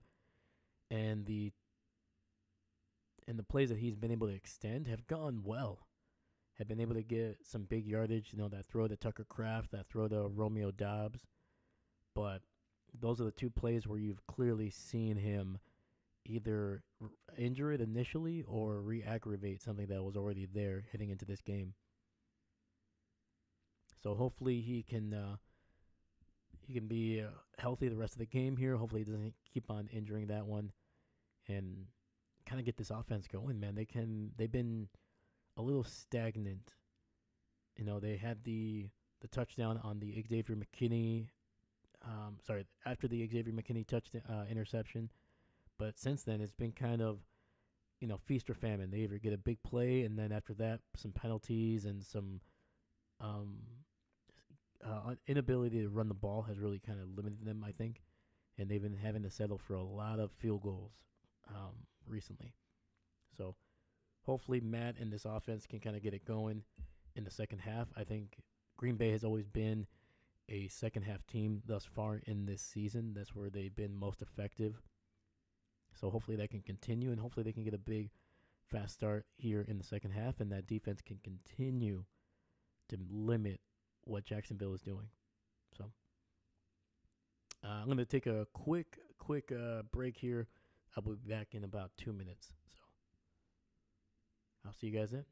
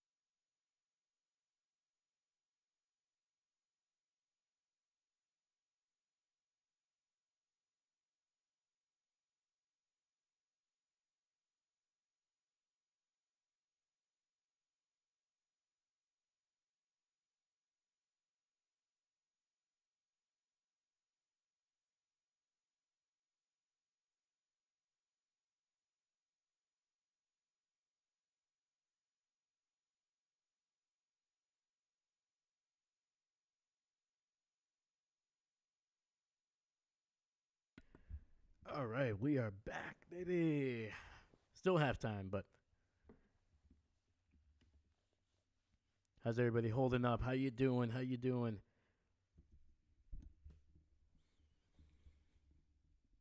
All right, so let's look at some highlights. They're showing some from around the league. Christian Watson,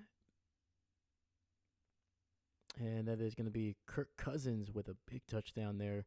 Atlanta on top 24-17 at the half against Tampa Bay.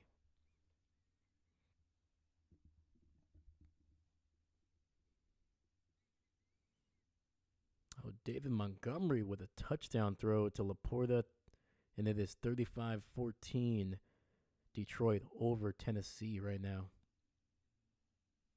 Yeah, Detroit has been arguably the most impressive team thus far in this season. They look just so complete, man. From the defense to the offense, they just look like they are in sync. Kyler Murray running around, finding somebody in the back of the end zone. And the Dolphins are on top 13-10 over Arizona. And there's a game that I really wanted to stream, but obviously it was on at the same time as the Packer game. The Eagles and the Bengals, they are tied up 10-10 with 11:31 in the third quarter. And we have the Patriots going up against the Green Bay Packers of the East, the New York Jets.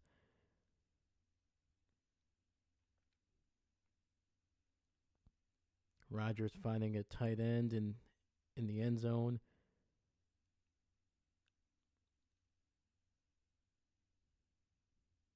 And right now, with 10:55 in the third quarter, the Patriots are leading 14-13 over the Jets.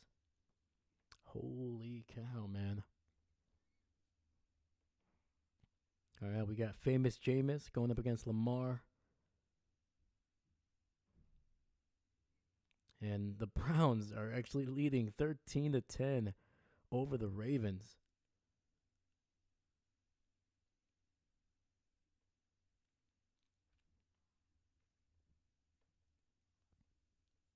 Man, see, they should have benched Deshaun from a long time ago. They might have actually have an extra win or two this season. Colts and Texans.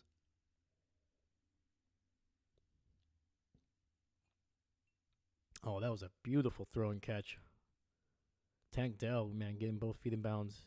Houston up 17-10 over the Colts.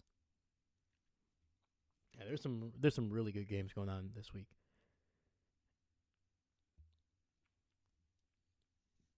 I wish I could really stream most of these games. It would be so awesome, but obviously not doing it live would be an issue. I don't think many people would want to see a game that happened, 2 days ago, 3 days ago, even if it would be fun. It's a lot. That's a lot of time to commit to a game that already happened.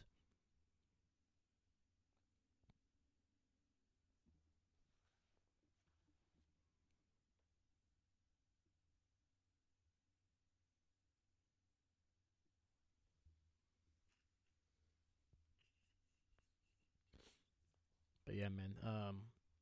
Jordan, no touchdown throws yet, but does have the interception. I think that's his ninth of the year.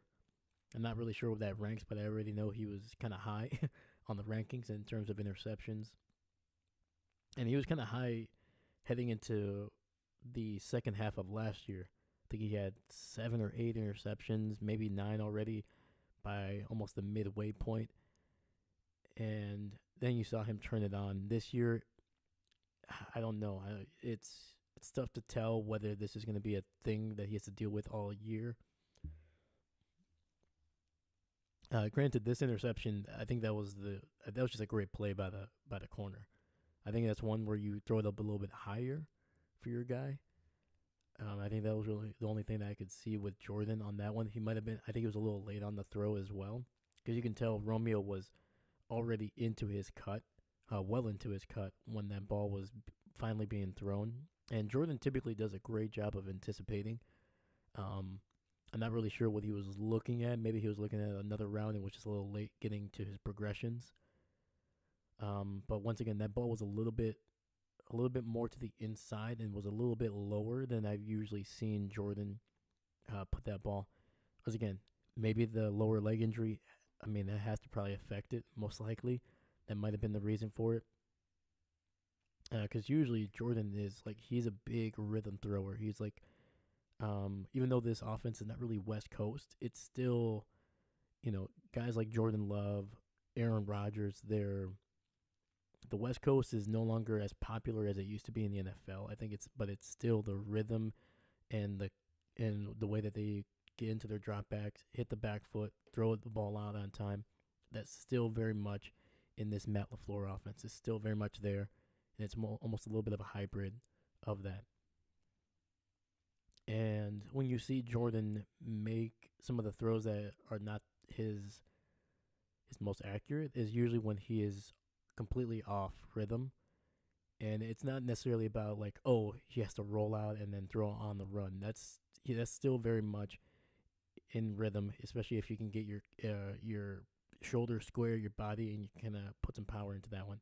But it's more of the kind of offbeat, and then he kind of throws it in the middle of a little bit when his feet are not necessarily set. That's usually what I'm talking about. And with that one, obviously you can clearly tell he's not being able to plant his feet as comfortably or even push off that back foot as much as he would like. And on top of that, when you're throwing, you have to shift your weight from the back foot to the front foot to get some power in there. And right now it's his left foot that is his foot that he is leading with into the throw. When that's not there and you're kind of having to, most of your momentum still has to stay further back, that's when you get those balls that don't maybe not have enough power, and they kind of kind of trail a little bit, get a little bit lower, a little bit slower, so maybe it feels later, and then on top of that, you maybe not be able to get as much height into it, and it gets a little bit low. So maybe that's what it was on that pick. I still think the defender made a phenomenal play on it. He undercut the route perfectly. Great timing. Got there just in time. I believe it was Jones. That was the defender's name. So, yeah, I think it's still a heck of a play by him. But, yeah, the big thing right now with Jordan, man, you can tell that some of his natural accuracy and rhythm in his throws have not been there the last couple of drives. And I think that's what's really causing some of these drives to just stall out.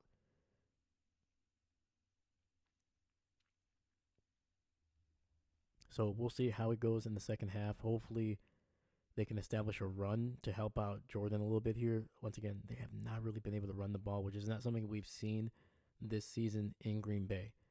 They have been easily one of the best teams at running the ball, getting yardage, and it's just not been there. And they're having to rely on Jordan a lot more. And he's clearly not comfortable with his lower body right now. So hopefully Matt LaFleur and his offense can kind of scheme something up to get the running game going, take some pressure off of Jordan, and allow him to kind of not necessarily throw less, but only throw when it's necessary and when they have a good matchup. Dictate on offense instead of having to be like, oh, we're in bad. We had a bad first down play. Now we got to throw it the next two. And I guarantee you, if they're in those situations, Jacksonville is going to start sending more pressure. They're going to try to force Jordan to kind of get off of his spot and then, either try to buy some more time outside the pocket or simply just potentially make a bad decision and capitalize on it. So I expect the Jaguars to put a little bit more pressure on Jordan because I think they know he's hobbling. They know he's a little bit injured, and I think they're going to want to put more pressure on him and force him to potentially make either bad decisions or to just try to throw the ball away. The Packers defense, I think, just needs to tighten up a little bit. Maybe get a little bit more pressure on Lawrence. I don't think they've sacked him in this game yet. So, he's a tough guy to bring down. He's quick, he's fast, he's big, but they got to get a little bit more pressure. So it's going to be a handoff to the left here, and Tank Bigsby getting some tough yardage, and it's going to be a gain of about 4, maybe 5 on the play.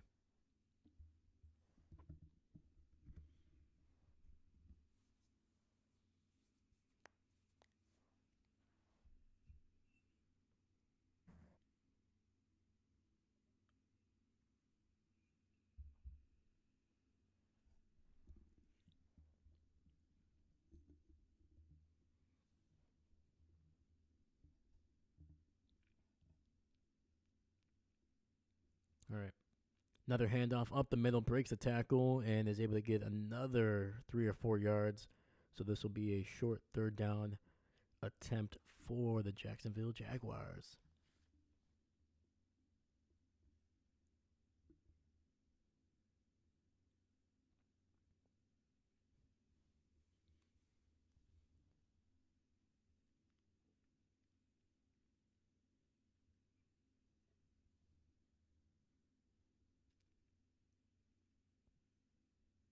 All right, 3 receivers to the right.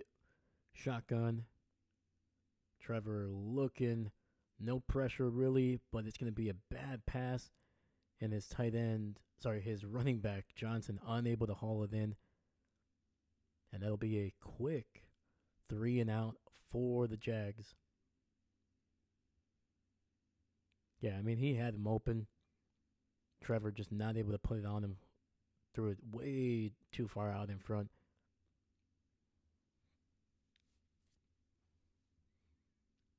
And I just got done watching the Badger game last night, and I wouldn't be surprised if they fake the field punt at some point in this game. And the punt is in the end zone. Green Bay will start with the ball at the 20. Granted, Doug usually doesn't try to get too fancy on special teams, but I mean he's done it in the past for sure.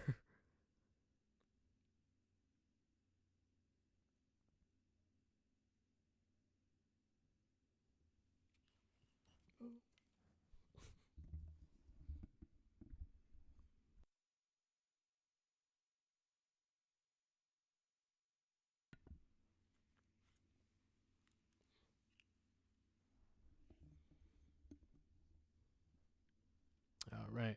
Jordan Love in the shotgun, two receivers stacked up tight to the right side. Jaden Reed in motion to the left. Fakes the handoff. Jordan looking over the middle and gets it to Christian Watson. And that'll be a first down gain of about 12 on the play.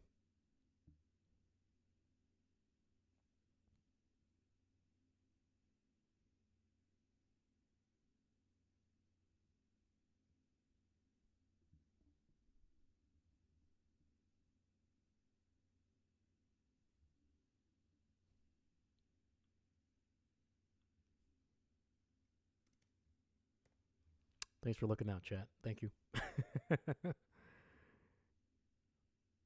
And be a run up the middle. Jacobs able to get 3 yards on the play. Let's get these timeouts back on the screen.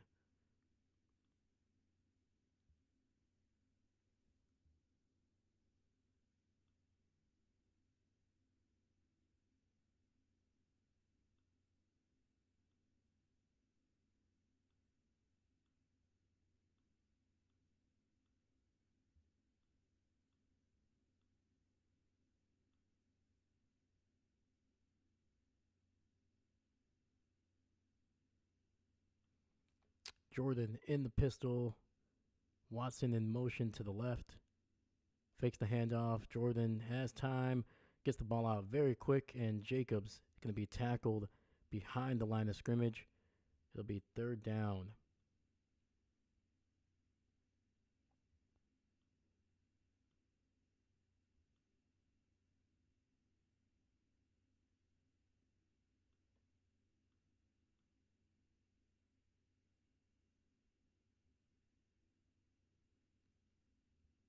Oh boy.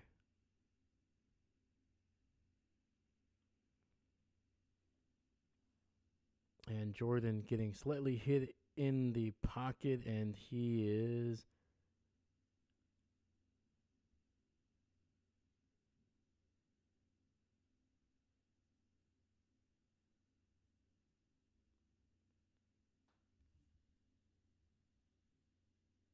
apparently here.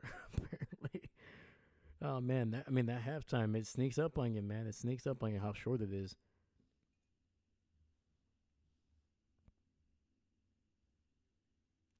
But we got it. We got it. We got it.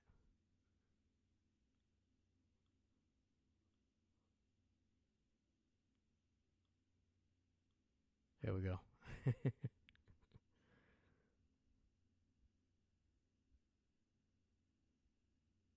Shout out to Dahlia there, helping me out there. Reminding me I'm more than just watching a game.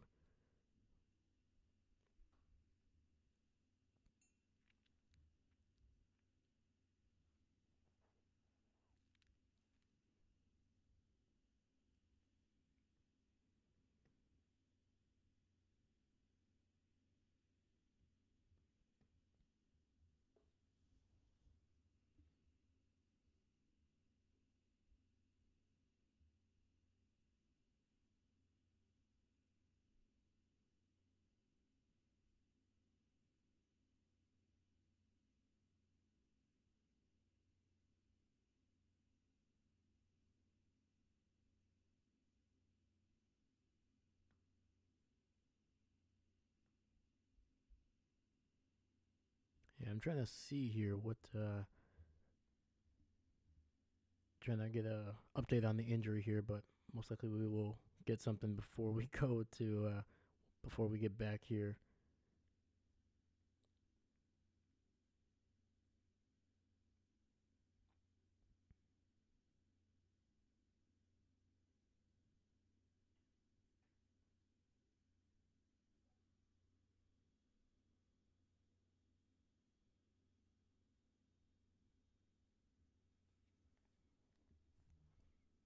All right, looks like we are back. Jordan is on the sidelines here. And we do have Malik Willis on the field here for this third down play.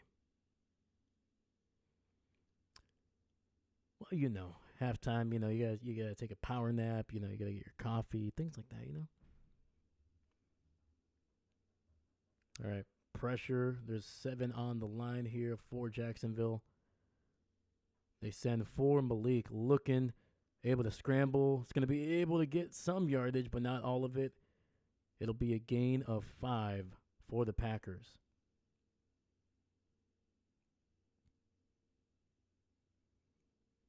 So Green Bay will punt it away here. Yeah, Jordan, man, he was battling, man. He did.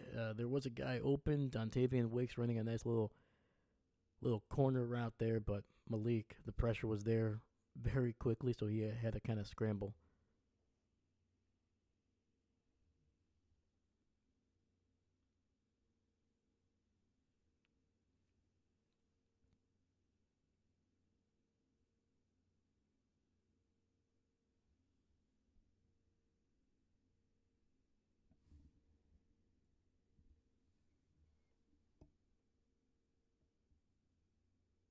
Yeah, so far the defenses in this game have been the story. They've been dominant. They've been able to hold these teams under. I mean, they've only given up 1 touchdown each. Both quarterbacks struggling a little bit to find some consistency in their throws.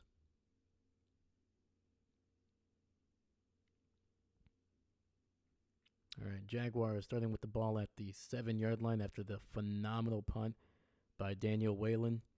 Trevor finds a man down the field to the 20, 25, and going to be out across the 29-yard line for a huge gain. Absolutely nobody covering the flat on that one. And showing some highlights from the Lions game, and Khalif Raymond returning a punt for a touchdown with 9:41 left in that third quarter. It is 42-14. Man, Detroit just absolutely blowing out the Titans. It's going to be a toss to the right. Tank Bigsby finding a hole, breaks a tackle, down to the 40, out across the 42.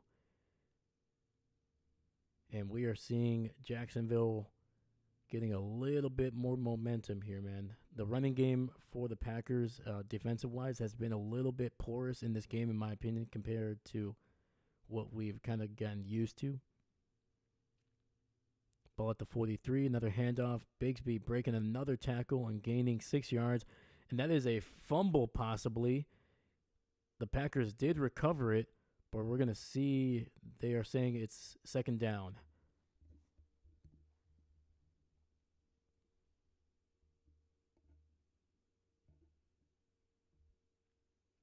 Quick snap. There's going to be a flag on Jacksonville here. I don't think everybody was set.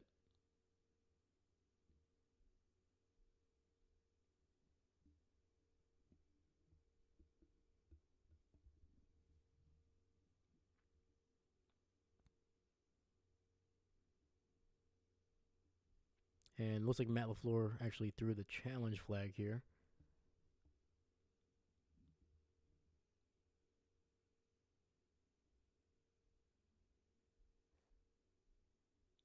No, he was down. Yeah. So unfortunately, the Packers will lose this challenge, and they will also lose a timeout.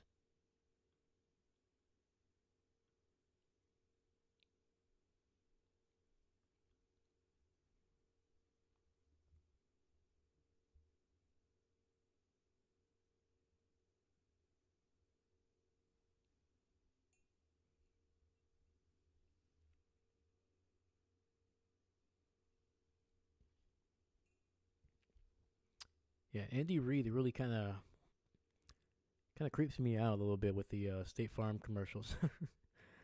Everything he's been in, he always has like a weird, strange look to him. I think I'm just not used to seeing his face so clearly. Usually there's like a, you know, there's a headset, there's a hat, there's some glasses, covering up his face. But when everything's just like right there in your face, kind of creeps you out.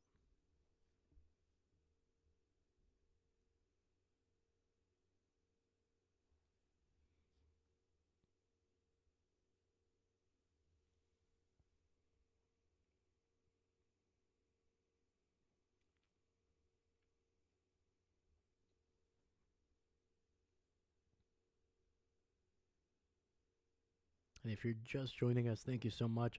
Please leave a like, subscribe. Make sure you always know when we're going to go live. We'll be adding some new content this week as well. So make sure you are prepped up for that as well. Yeah, we'll be doing some power rankings, and then just kind of talking about what some teams might be looking at through the coming into the second half of the NFL season.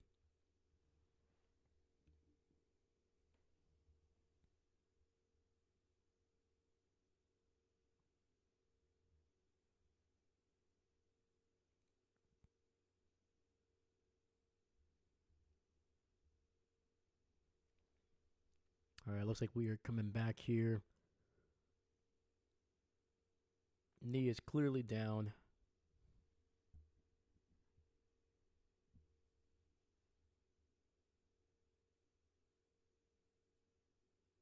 And Bigsby, 11 rushes for 52 yards, so having some pretty decent success against this Packers defense. Fakes the handoff. And play is going to be blown dead here, and it looks like it's going to be a flag on Jacksonville. And that is going to be a false start.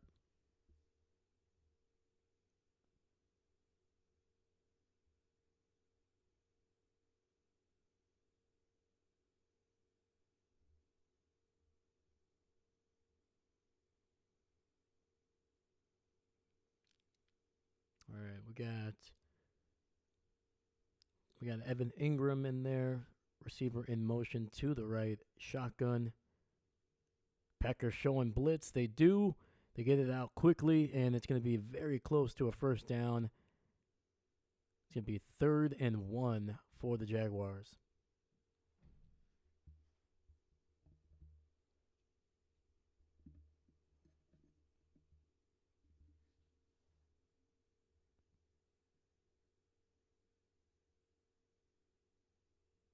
Yeah, Evan Ingram was a former New York Giant there, had a first year there where he looked really good and then kind of stalled out most of his career. And then his first year with Jacksonville looked very good.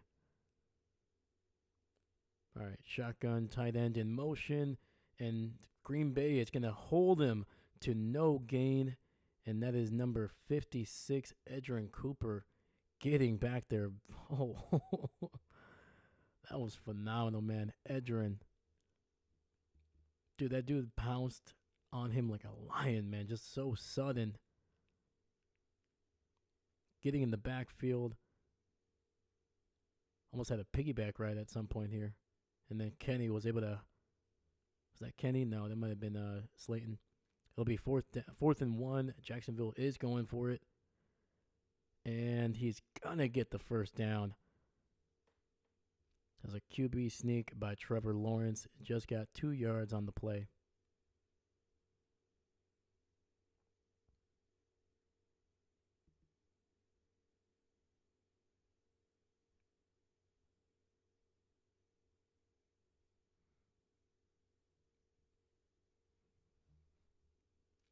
And the interior line of this Jacksonville team is going to be their strength. Once again, their tackles. Though they haven't really had much issue today, they're not the best. And it's going to be 2-by-2 shotgun. It's going to be a handoff up the middle, and Green Bay does a good job of holding him to a yard on the play.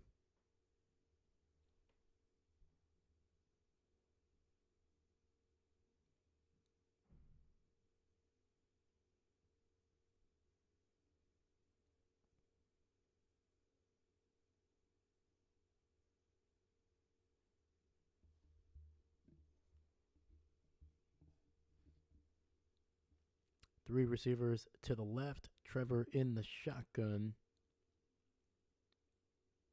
Packers looking like they're playing man. Some pressure. Trevor throwing it down the field. Wide open man. And Javon Bullard unable to bring down Christian Kirk. And that's going to be a huge catch and run for the Jaguars. First down.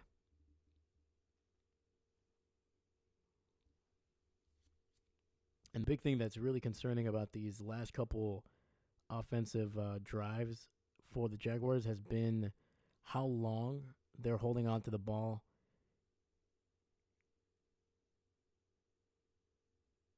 Because, once again, you're keeping that Green Bay offense off the field here. It's going to be handoff up the middle. Gain of about 4, maybe 5 on the run.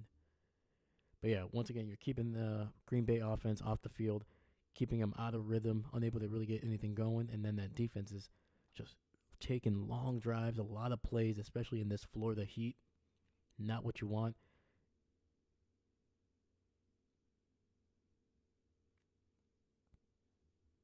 Yeah, right now it looks like Jacksonville is really, really imposing themselves on offense. It's not looking pretty, but they're getting drives done and going for long stretches here. Shotgun, 2 receivers to the left, no pressure, and it's going to be a touchdown wide open in the back of the end zone. That is to Thomas.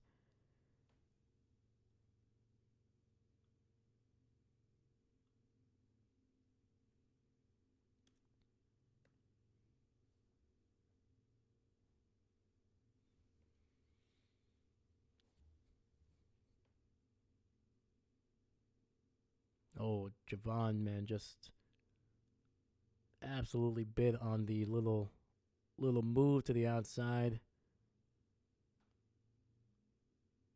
The pass was initially bobbled there, the catch, but able to haul it in on the second attempt.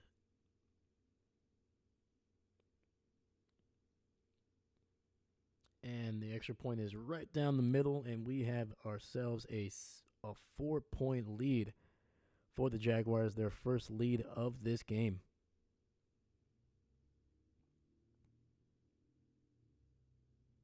All right, Green Bay will get the ball back here. It's going to be very interesting. Are they going to go with Jordan here, or are they going to continue to see what they can do with Malik Willis here?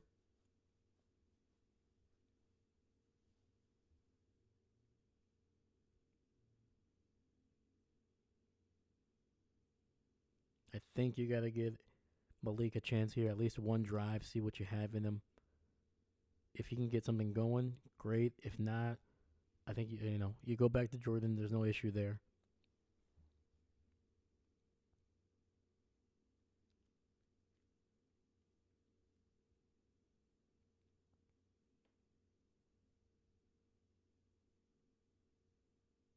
But yeah, I like what Malik gives you right now in terms of his mobility. As long as he's smart with the ball, which he was in his only 2 starts of the season. Give him a chance. Give Jordan some rest here. Get him healthy. If you can get this game going, I think you can win with Malik in this game. And I think your defense, as long as they can kind of, get back to what they were doing in the first, I would say quarter and a half of this game, then I think you'll be able to escape here with a win. Give Jordan a couple more days of rest. Get him ready for that Detroit game.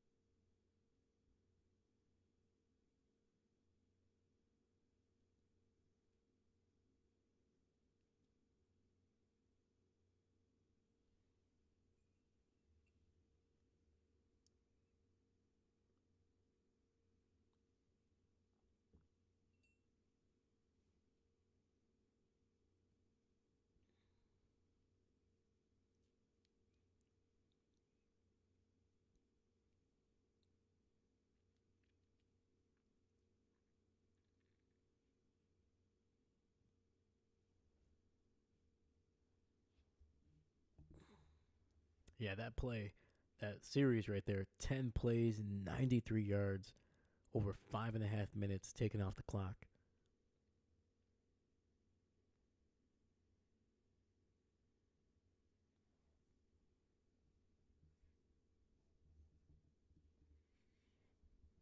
Might be the longest drive this Green Bay Packer defense has given up in the season. I'm not exactly sure. There has not been many long drives that have scored a touchdown against this Packer defense.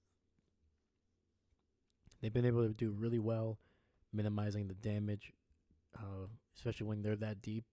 This team usually comes up with something, whether it's a stop, a interception, a fumble, something.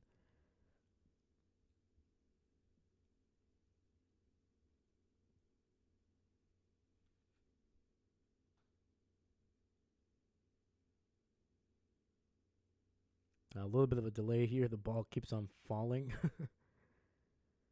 off the tee here. But remember, at one point, Green Bay was up 10-0, so they've been outscored 17-3 since that point. Low driving kick. It's going to go out the back of the end zone. All right, let's see who comes out of the sideline. Will it be Malik, or are we going to see Jordan Love here?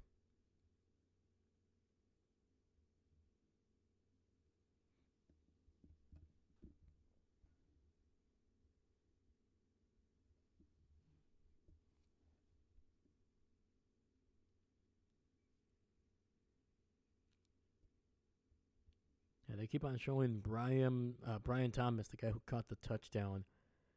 Seems like he's having some stomach issues, abdominal issues here. All right, looks like we have Malik in. He's at the shotgun, Kraft in motion. We got a run up the middle here, and Jacobs able to break a tackle and gets about 6 yards on the play.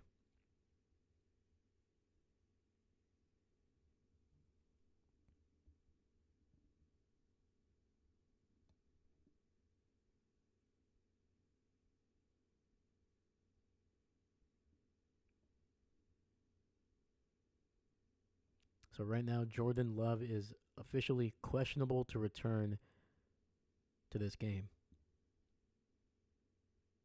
It's going to be another handoff here, and Jacobs able to get very close to the first down. I think he's going to be about half a yard shy.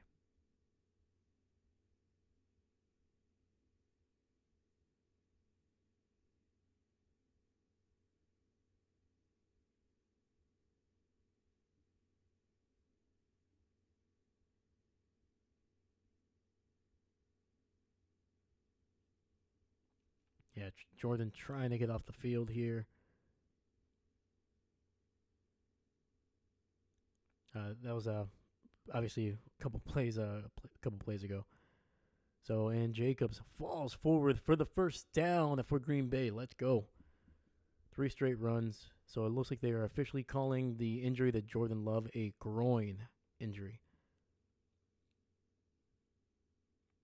Those can kind of linger a little bit here, but thankfully it's not like a knee injury. It's not, some ligaments or anything like that. So, all right, 1st and 10, ball at the 31. Malik in the shotgun. Seems to be a little bit of confusion. Jaden Reed in motion to the right. Now Christian Watson to the left. It's going to be a run. Jacobs breaking a couple tackles and getting just past the 35 down to about the 37.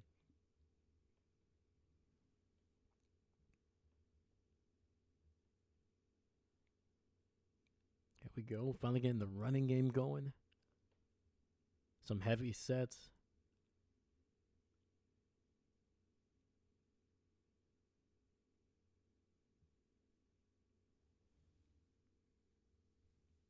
Kraft in motion into the backfield.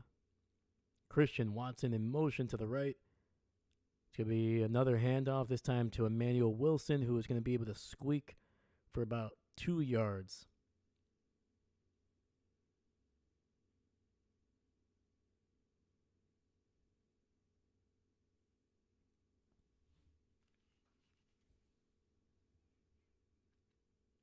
Jaden Reed going to the sidelines. Dontavian Wicks in for this third down play. 3rd and 1.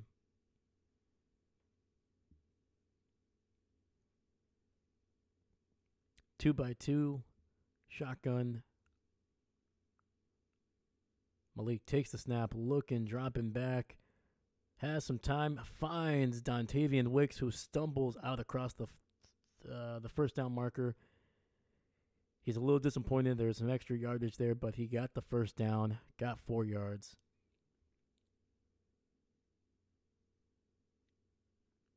Yeah, nice little double move, little zig route there.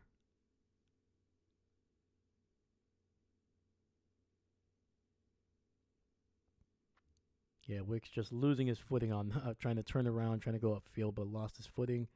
But it's all right. 1st and 10. Packers at about the 42-yard line. Willis under center. Fakes the handoff. Looking.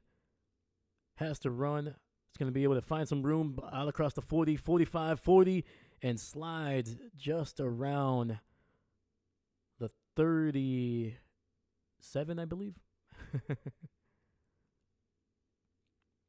Yeah, had a free rusher. That was the former first overall pick, but able to outrun him and got some massive yardage. They are in Jags territory. And, dude, Malik is just a freaking fast athlete, man. So he's at the 38 here. 1st and 10. Bo Melton. It's going to be a quick run. Jacobs breaking a tackle. He's going to get the first down and more. 20, 15, 10, 5. Touchdown! Green Bay. Woo! Dude, he had Christian Watson blocking for him for the last, 25 yards. And Jacobs breaking 2 tackles, getting some big yardage after contact. And Green Bay gets their 2nd touchdown of the game. Nice little jump cut to the left. Jacobs keeping it going, and that is his biggest run in a long time here. Holy cow. The day went from having an okay game to a very good game. I get, whew. Extra point is good, and the Packers retake a 3-point lead.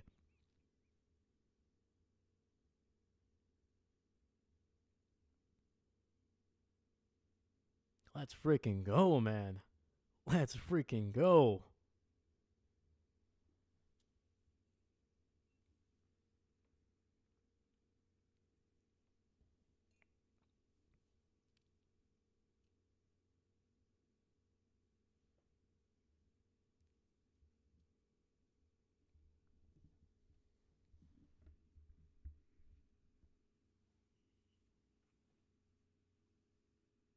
Oh, man, that was an exciting play. Heck yeah, man.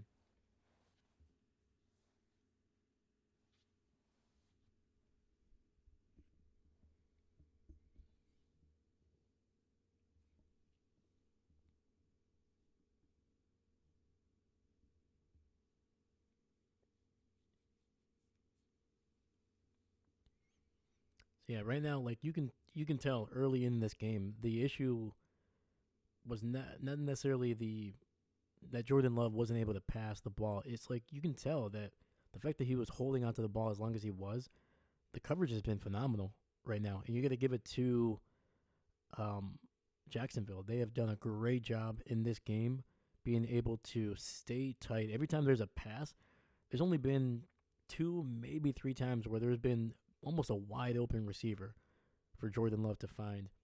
So you can tell that he's had to move the ball, or at least move inside and outside the pocket a little bit. And with the injury to his groin, that's official, he has not been able to really move, and that's what you need in this game right now because the coverage seems to be very good. So you need to buy time some way. And early on, they weren't able to run the ball very well either. So I think that was not helping. But during this drive, you saw, when the running game was getting going, that's huge. But when Malik was dropping back on the few times that he did, he wasn't able to just throw the ball quickly. That means that the coverage is tight. Things are needing to be developed. Those routes need a little bit more time. And when he hasn't been able to find anybody, he's had the ability to extend the play or even get big chunks of yardage. And that's what something Jordan wasn't able to do because of that injury. So I think having Malik is going to help out this offense a little bit. And hopefully they can get going. And now hopefully the Packers defense can finally kind of get back to what they were doing on the first couple drives. Yeah, the first couple drives here. Sorry, I was watching Malik Willis and Jacobs trying to celebrate with each other. But yeah, hopefully the defense can kind of make a play here, get the momentum going. And the kick is going to be returned. He's going to try to he breaks a tackle, trying to find more yardage. He's not, and it's going to be down at about the 21. There is a flag, so looks like it's going to be potentially on Jacksonville.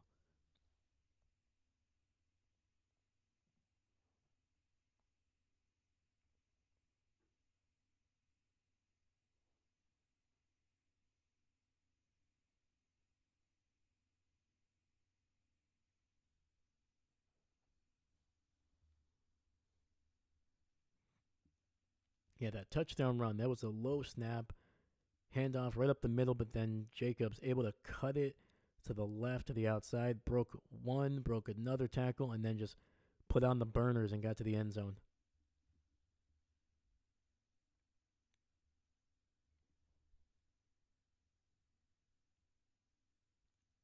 So Jacobs closing in on 100 rushing yards in the game. I think he's at 93. It's going to be a toss to Bigsby to the right.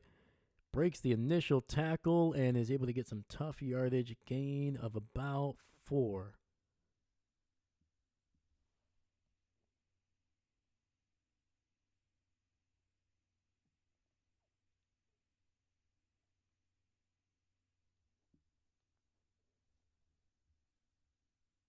All right, we are going to be heading to the break.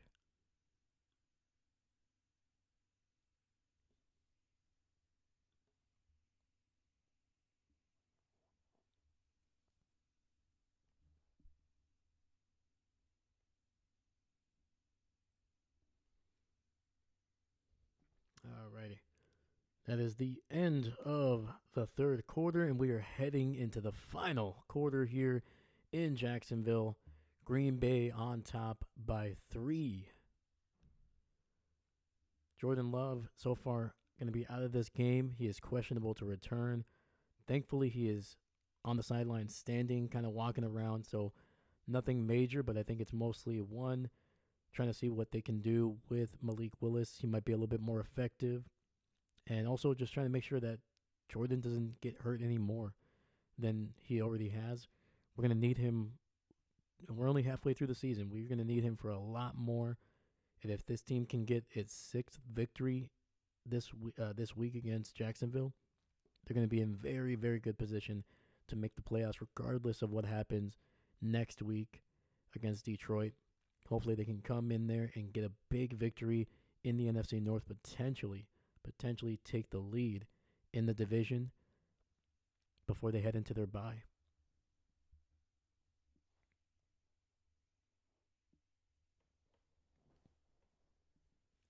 So we are still on commercial break, so we are not missing a thing.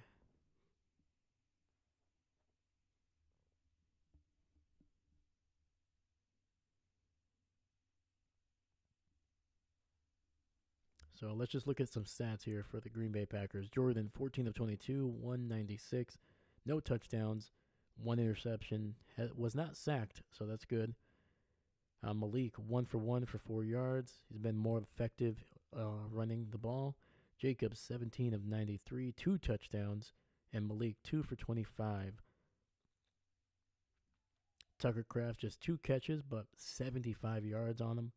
Romeo Doubs, 3 for 72. Christian Watson, 4 for 39. Dontavian Wicks, 2 for 10. And Jaden Reed held to just 1 catch for 4 yards so far.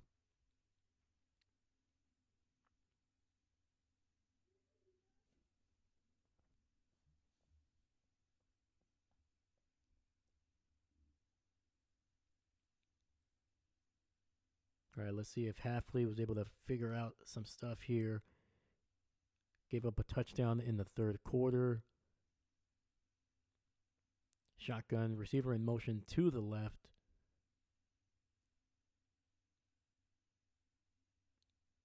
Not a whole lot of pressure, and it's going to be batted down. I think Rashawn Gary might have gotten there, or was that Kobe Wooden? Was able to get his hand up in the air and smack that ball down. Ball popped up. I think if Rashawn was able to get his eyes up, he might have had a chance to pick that ball off and just waltz into the end zone. So it'll be 3rd and 6 here.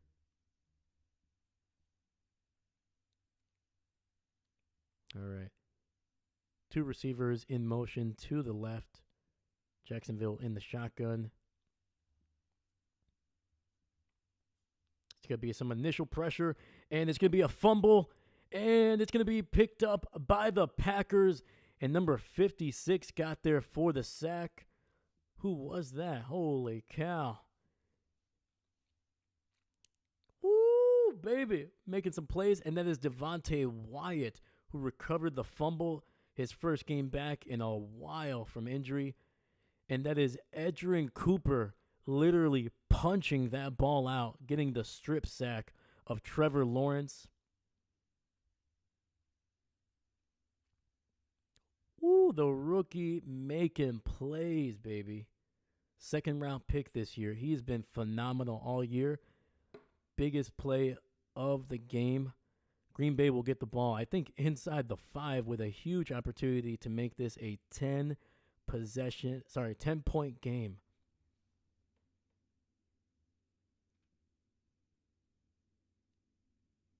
Yeah, man, the rookie getting some love on the sidelines. The ball is at the 5. It'll be 1st and goal. Malik Willis still in the game. Romeo Doubs a little bit in motion. It's going to be a run up the middle. Jacobs picking his way for about 2 yards. Ball at the 3.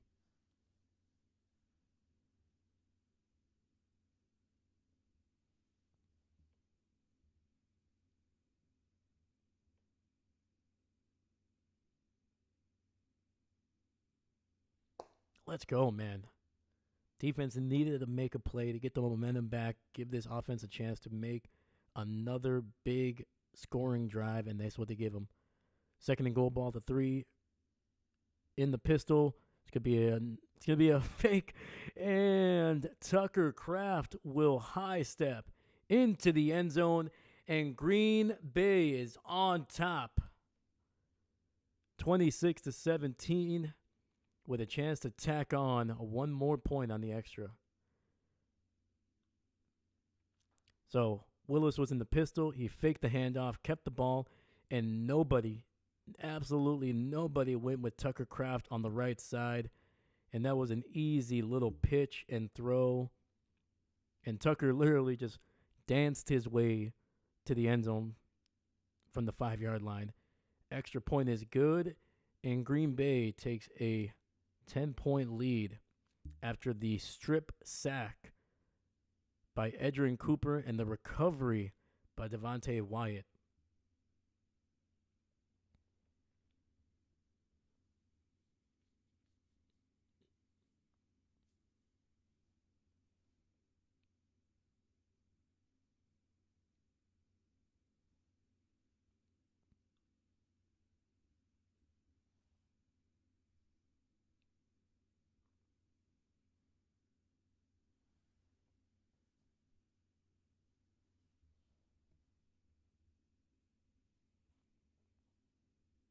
Yeah, I don't know if the coffee is kicking in, but I am all jacked up right now. All right, man. Let's see if this defense can just keep on putting the pressure, man. You do not want this Jacksonville team to get going again on offense. Make it tough on them. If you're gonna do it, if you're gonna give up any kind of points, make them drive down the field. Make them dink and dunk down the field. Don't give up any big plays. Force them to eat away at this clock. You already have a 10-point lead. It's a 2-possession game. Let them eat up the clock.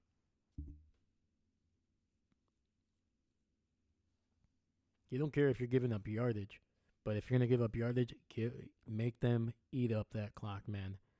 So, we'll see, man. We will see. I love what Halfley did on that one, man. Some crazy looking pressure on both of those plays.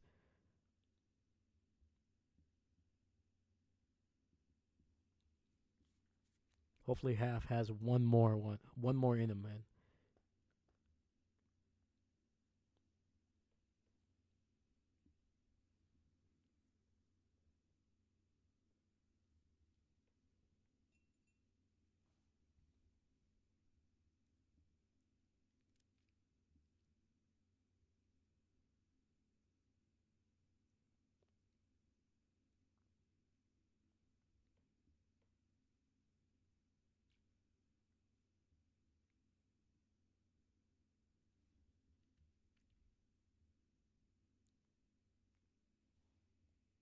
All right, we're still on a commercial break here, but I think we're gonna be coming back real soon.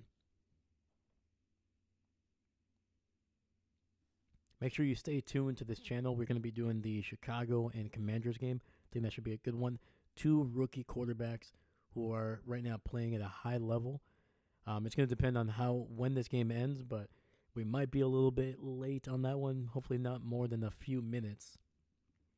And hopefully we only miss maybe a few plays here and there, but got to make sure that everything is set up for that game, but we will be live for that one as well.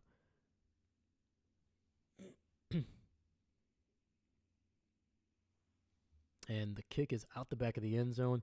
We have 14:06 left in this game. Green Bay on top, 27-17.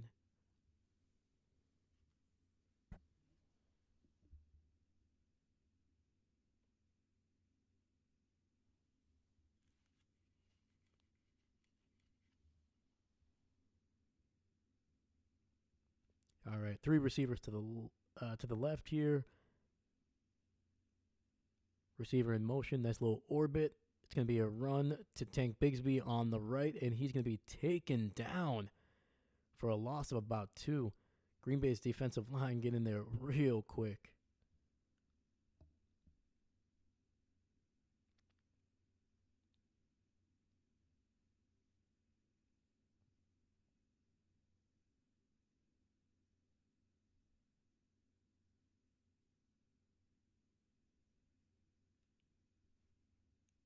All right, similar formation, 3 on the left, shotgun.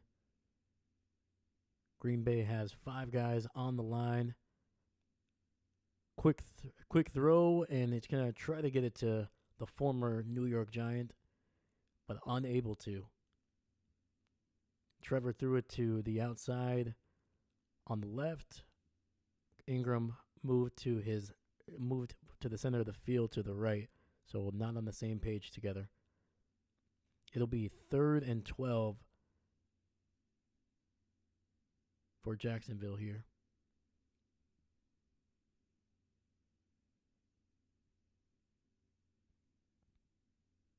Shotgun. And there's going to be some pressure. Lawrence throwing it deep down the field. Has a man. And that is going to be incomplete. And that is number 56, Edgerrin Cooper, on the coverage, recovering to punch that ball out of there. And, oh, no. We have a injured player on the field that is on Jacksonville. I mean, he beat Edgerrin initially. That is Christian Kirk. He had the ball in his hands, but Cooper doing a great job of just being aggressive on the second effort. And that might be a broken collarbone, man. Just the way Christian, he landed on that left side, and he's basically holding just below his neck there. It's either a shoulder or a clavicle. Hopefully he's all right, man. Dude's a baller, man. I remember when he got that big contract a few years ago after leaving Arizona. Everybody was kind of saying, why would you overpay for basically what was Arizona's 3rd or 4th option? He's not Jamal Chase or, Jefferson. He's not a top 10 guy, but he's been very solid. He's been consistent, and you can tell that Trevor Lawrence really trusts him. So I think he's, when you go into free agency, you're always going to overpay guys, especially when they're not your guys. They're not here to take hometown discounts. These guys play a violent game, and they're going to get the most out of they can. So, but yeah, Christian, man, he's been a phenomenal guy for them since signing that contract. And hopefully he's okay and can return to football next week. I don't want him back in this game. He makes too many plays.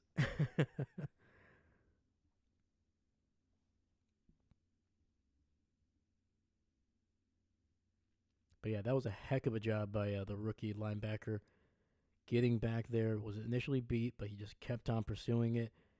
Was able to get there just as the ball arrived and was very aggressive with his hands and then popped that ball out, forcing a 4th and 12.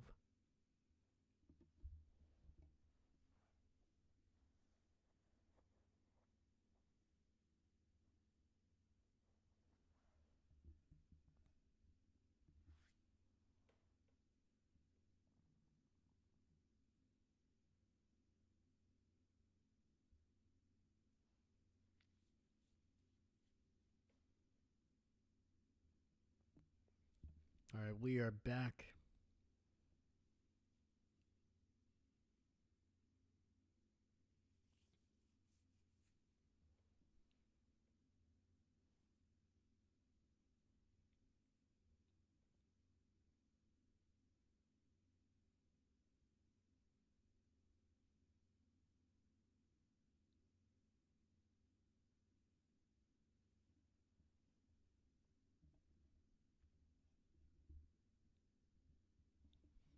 And so Christian Kirk obviously able to walk off the field, but he is going straight into the locker room.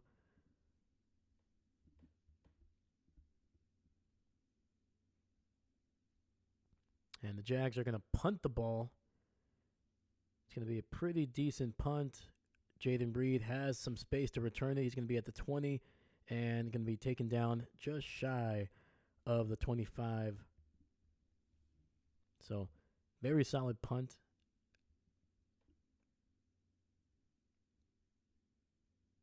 And a decent return. Decent return. I'm still surprised that they have Jaden Reed returning punts, man. Like, you would think you would want Keyshawn there, but I know, if Keyshawn were to go down with an injury, you're a little bit thinner at that corner position. All right. So we have a single back in the backfield. Malik Willis under center. Christian Watson in motion to the left. Now motioning to the right. It's going to be up the middle with Jacobs, who's going to get about 11 yards, and that is a first down. Jacobs going now over 100 rushing yards in the game.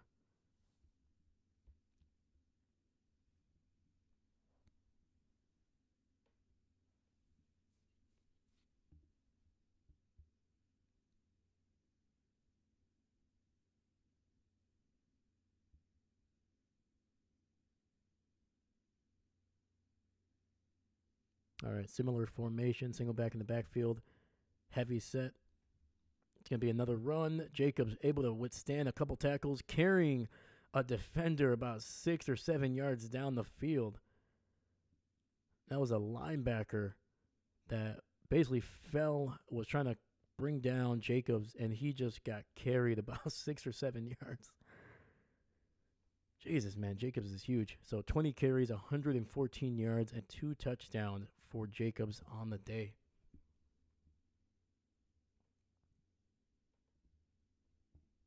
All right. Once again, similar formation. It's going to be another run up the middle. Jacobs falling forward for the first down. Gain of 4 on the play.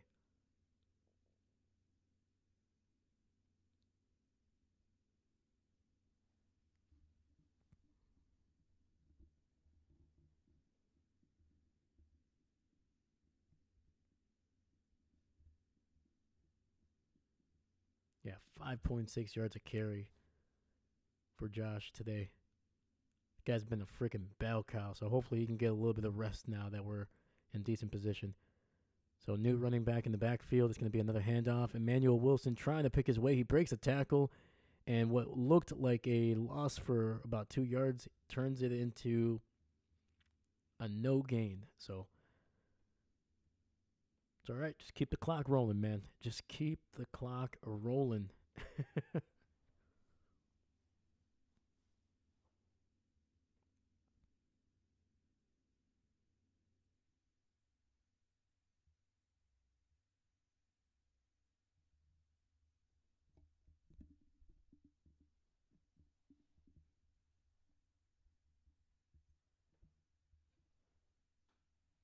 All right, in the shotgun, two receivers stacked up on the right side.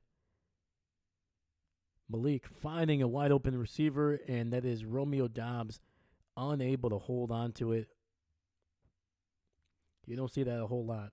That was right in Romeo's hands. A little bit, probably a little bit of, sorry, a little bit too. No, never mind.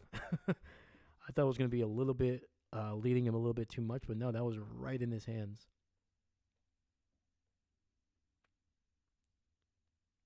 Sorry, my screen is acting up right now. There we go. There we go. So it'll be 3rd and 10. Malik dropping back. It's going to be a screen to Wilson, who unfortunately is going to be taken down for a loss of about 3.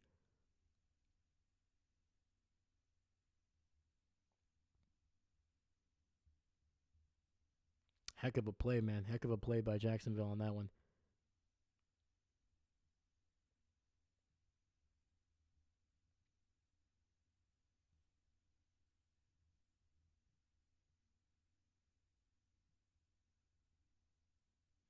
All right, Packers on to punt. It'll be kicked away. It's going to be fair caught at the 20-yard line.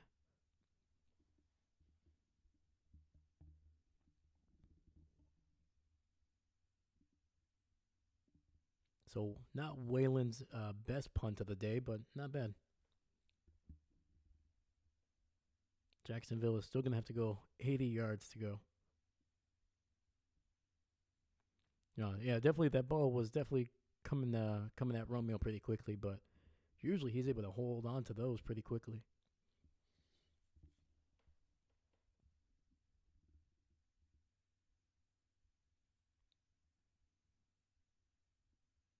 It's going to be a run up the middle with Bigsby, gain of about 4 down to the 24.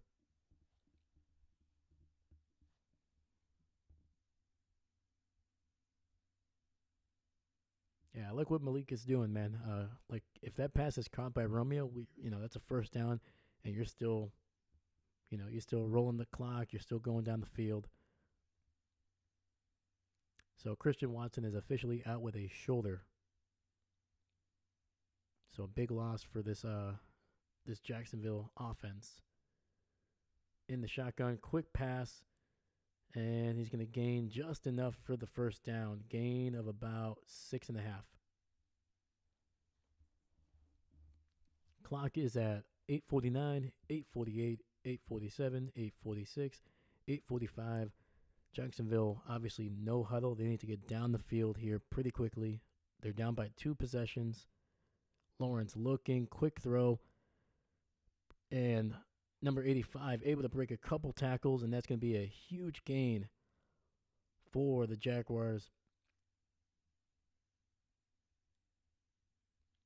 A lot of open space.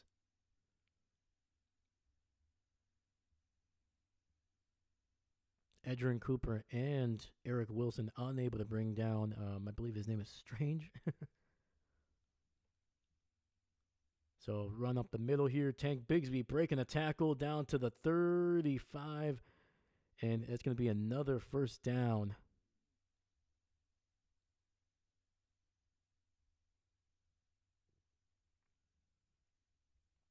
And this is not what you wanted, especially these last 2 plays. I mean, they've been able to keep them in bounds, so the clock keeps on rolling, but some big explosive plays. Jacksonville inside the 30 down to the 34. 1st and 10, shotgun, driver looking, and going to bring down number 85 for a gain of about 6.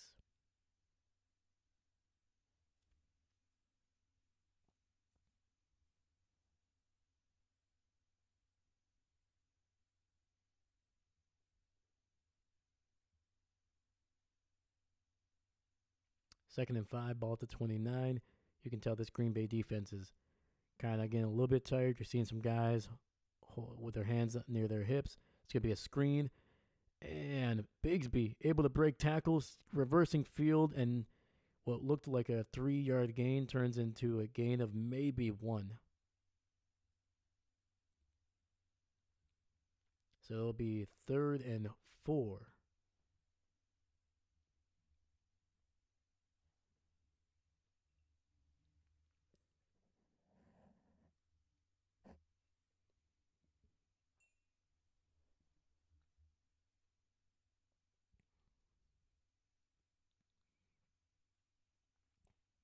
All right, let's see what Half has up his sleeve on this 3rd down. Green Bay's been very good on defense on 3rd down. And it's going to be a fumble. And Jacksonville able to recover it, but it's going to be a loss of 4. It'll be 4th and 6. Looks like the snap surprised Lawrence there because as soon as that ball was snapped, that thing just popped right. Oh, that was actually, never mind. That was a very low snap. It actually hit his right leg, his right shin, actually. So luckily, it actually hit him because otherwise that ball was going to be probably squirting back about 5 or 7 yards. And it would have made this 47-yard field goal attempt a lot harder. Kick is up, and it is good. Jacksonville makes it a 1-possession game.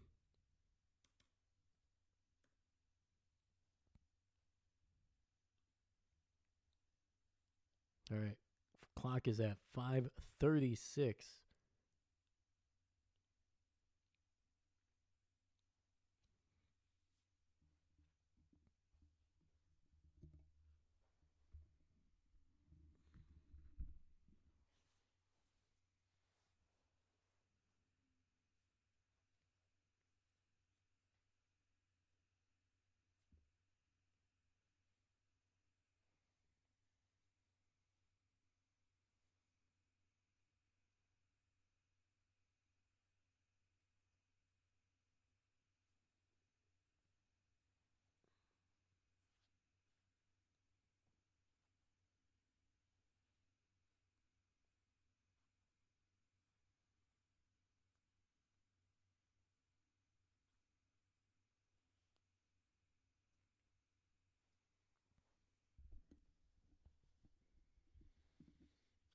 All right, looks like we are going to be ready for a kickoff here. There's always a little bit of a delay today with getting this kickoff set up. And Keyshawn downs it in the end zone. All right, baby. Huge offensive drive here. They got to kill some clock here.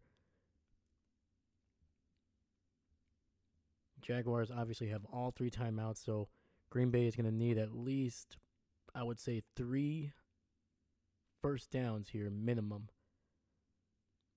3 to 4. If they can get that, then most likely this will be able to finish off the rest of the game and get out of here with a win. Willis under center, Christian in motion to the right. Jacobs in the backfield. Be a run up the middle, gain of maybe half a yard.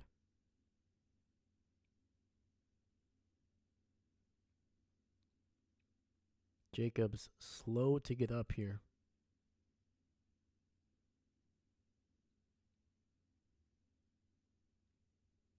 Yeah, dude, he hit a wall. Like usually, especially like a big back like that, you can kind of see like the offensive line kind of move a little bit forward, but when he slammed into that thing, there was no give. So 2nd and 9.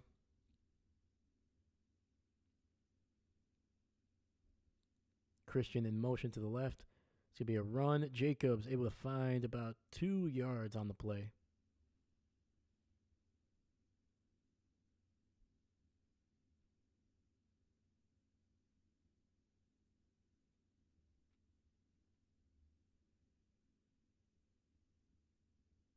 My screen is acting up again here. Come on. There we go. There we go.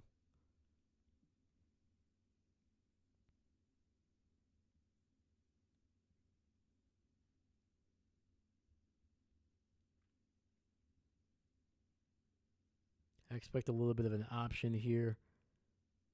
And Malik looking, and he's not going to go anywhere. Something was definitely not how it should have been. And Green Bay is going to have to punt the ball. Malik unable to get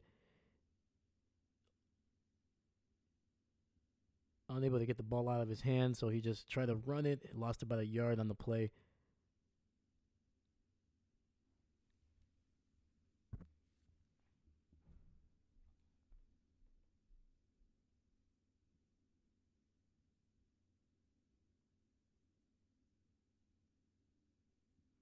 Yeah, that was just a heads-up play by the Jags defensive line, doing a great job getting in the passing lanes.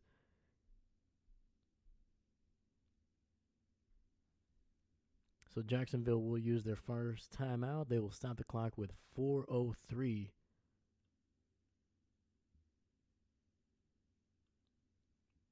Punt is away. There's a good one inside the 5.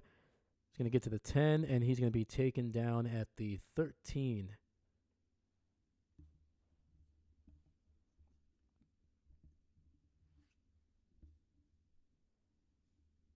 So Trevor Lawrence and this Jaguars offense is going to have 3:50 to try to get a big tying touchdowns run. And it's going to be 2 timeouts for the Jags.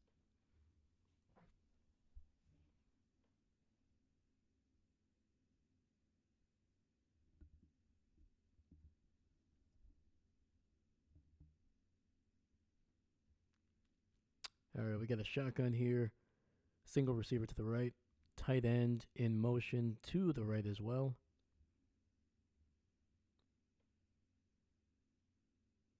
Trevor getting that ball out quickly, getting it to Evan Ingrams for a gain of 12. That'll be a first down.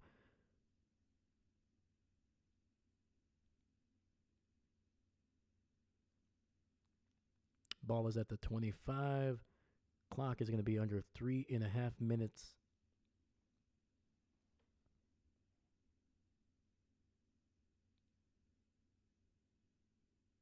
No pressure. Plenty of time. Gets the ball out. Stops the clock. That is to Washington for a huge gain. And they're going to be very, very close to midfield here.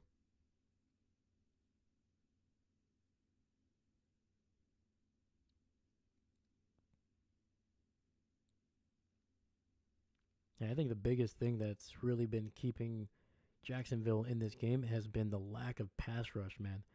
Trevor Lawrence has literally had all day to throw. Outside of that sack fumble, there has been very little pressure on him all game long. Green Bay sending 5, a little bit of an exotic look. They get it in behind the rush, and that'll be a first down for Jacksonville. They're going to be very close to the 40 of Green Bay. And the clock is not even at the 3-minute mark yet. They started out at the 13. They're already nearly in field goal range at this point.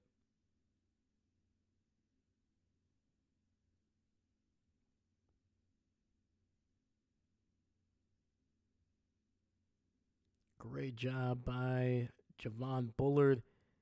And the clock is going to continue to roll. Able to minimize the damage there. Only a gain of about maybe 4. Jacksonville trying to get one more play before half. Eric Stokes trying to run off the field.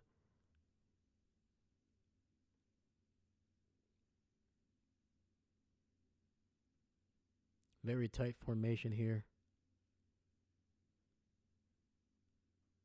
No pressure and incomplete. Ball was right on him. Jair with a great coverage there. And that'll be 3rd and 5 with 2:12 left in the game.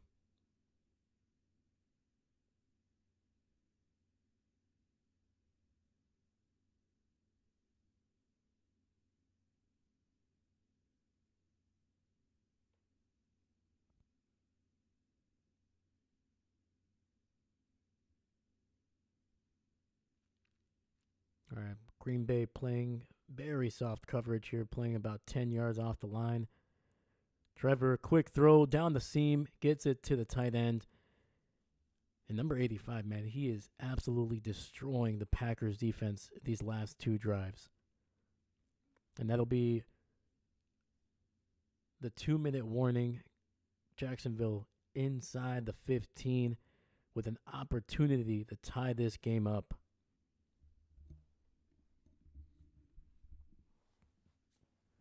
And it was looking so good for Green Bay, man, after that touchdown run by Jacobs. They were up by 10 points, but the defense has given up some big plays, not taking a whole lot of time off the clock. They gave up a field goal on the last drive, and now it looks like they are on the precipice of giving up another score here. Green Bay's offense unable to do anything, some drops, unable to really get the running game going to take enough time off the clock.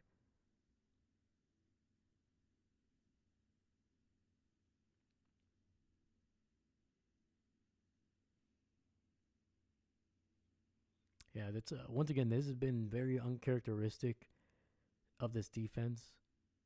The lack of pressure has been not surprising. You know, this team has games where they look like they're able to create pressure almost every down. Obviously, last week against Houston, against Tennessee, that was there as well. But for the most part, this team has not been consistently able to make the opposing quarterback uncomfortable. But the big thing is they're giving up big chunk plays. That's something that you didn't really see a whole lot in the first couple of weeks. Even in the first quarter of this game, there was not a whole lot. But now the running game, it's not really been a huge factor, once again, for Jacksonville. But they've had to throw the ball a lot more because they were down. And then on top of that, the offense, obviously, after that initial full drive by Malik, they have not been able to get anything going. We had that drop by Romeo. That could have been a first down. But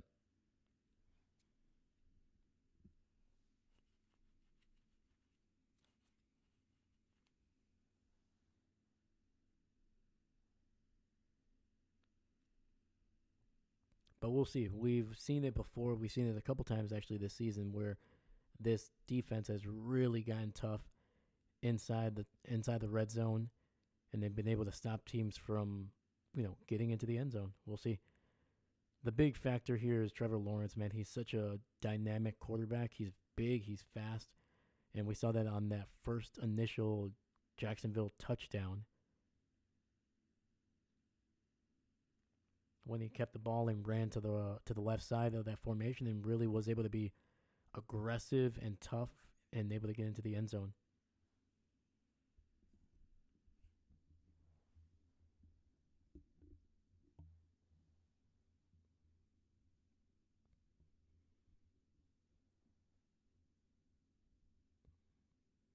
Yeah, but in this game, the seam has been wide open for the Jags the entire game.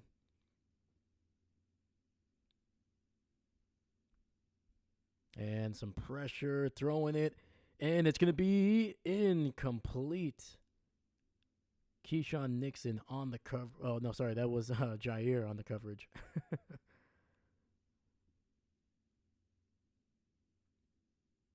Sorry, I thought that said 25, but that was 23 there. They have not really thrown to Alexander a whole lot in this game. And Alexander nearly making a play on the ball, man. He could have intercepted that ball. So 154, 2nd and 10, ball at the 14-yard line. Not a whole lot of pressure. And it'll be a touchdown. Keyshawn Nixon absolutely getting destroyed by Evan Ingram in the end zone. And Jacksonville 1 point away from tying this game up. And the sad thing is there was two Packers. You had Keyshawn underneath, and then you had, was it Alexander over the top? Yeah. You had two guys that maybe could have made a play on the ball. Oh, Alexander came up limping on. Oh, that's why. I was wondering why he didn't well, he wasn't so aggressive on that one, but looks like Alexander might have pulled something.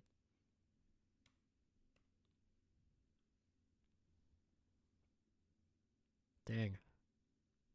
Yeah, they're checking out Ja on the sidelines.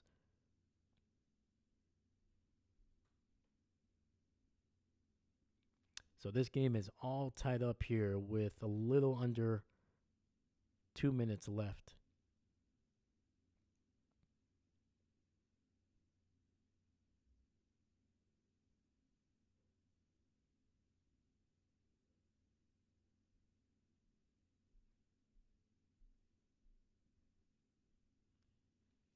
That's a tough one, man. I think if Ja would have pulled something, I think he might have been able to make a play on the ball.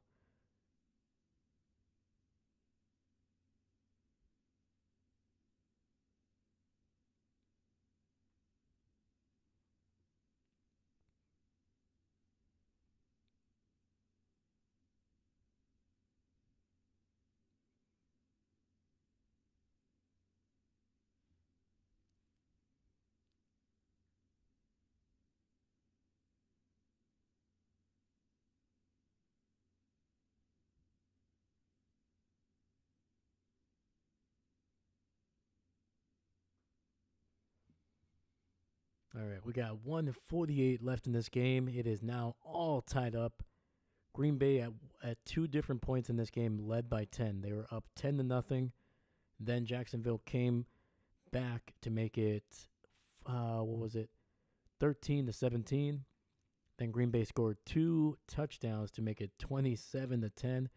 And now Jacksonville scoring 10 unanswered points on their last 2 drives to tie this game up with less than 2 minutes.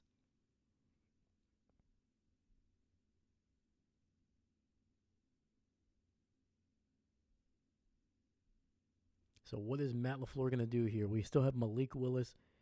Is he going to be aggressive, or is he going to want to take this to halftime or into overtime? I doubt it. Single back in the backfield. It's going to be a handoff. Jacobs finding a little bit of a wiggle room, and he's going to gain maybe 4 yards on the play.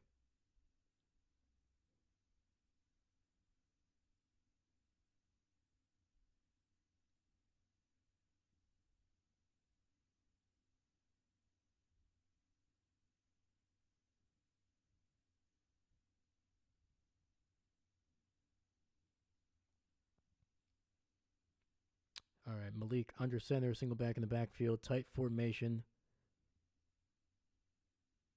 Fakes the handoff.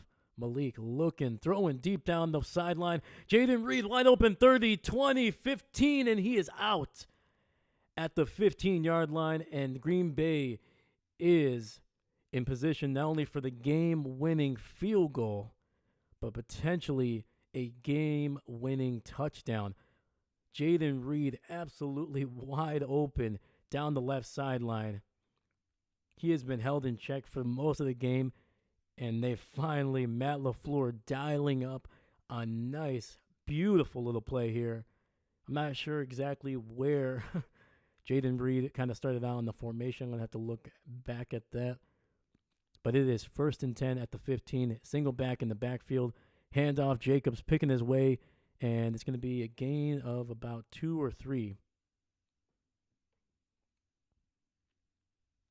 Jacobs very slow to get up. It's going to head to the sideline. Man, everybody's getting hurt.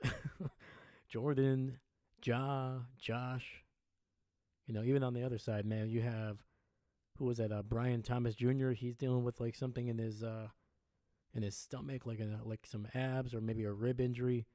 You had Christian Kirk potentially go out with a major injury to his shoulder. I think you had one of the guards for Jacksonville. I think their right guard went down for a bit. So Jacksonville obviously trying to make sure that they get the ball with enough time to potentially respond to whatever Green Bay does here on this drive. They use their second timeout.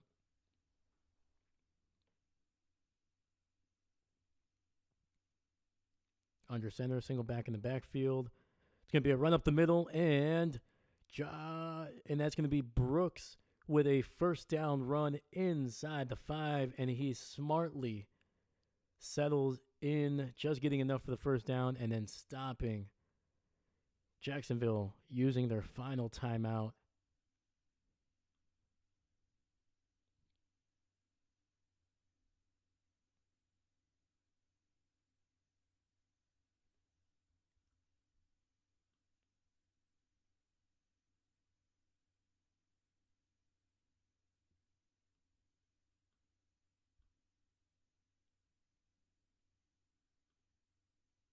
Fine. There we go.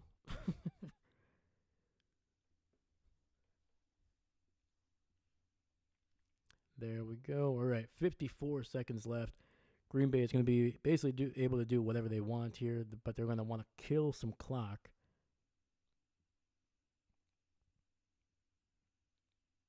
And they're going to take a knee here. Malik Willis just kind of moving slightly to the center here, trying to set up a game-winning Brandon McManus kick.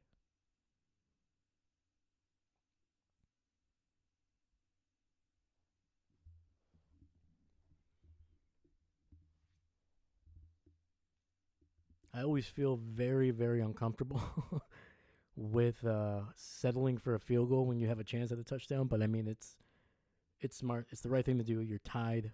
The worst thing that can happen is that you don't make it and you go into overtime anyway. Obviously, if you try to be aggressive, who knows? You can throw a pick, a fumble. You know, somebody misses a blocking assignment, and then all of a sudden you get freaking smacked in the back, and you know. So, all right. Green Bay Packers. Ah, man, they always have to make it tough on us, don't they? All right, they stop the clock with 2 seconds left.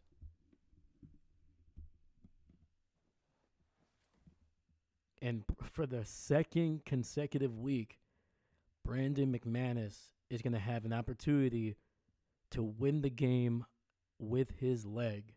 He did it in his first game in Green Bay last week. After only joining the team on Wednesday, on Sunday he had to hit a 40-plus game-winning field goal. And now, coming back to Jacksonville, he spent a season as their kicker, attempting a 24-yard kick, and it is up and it is good. And Green Bay will win this game and go to 6-2 on the year. Brandon McManus wins it for Green Bay.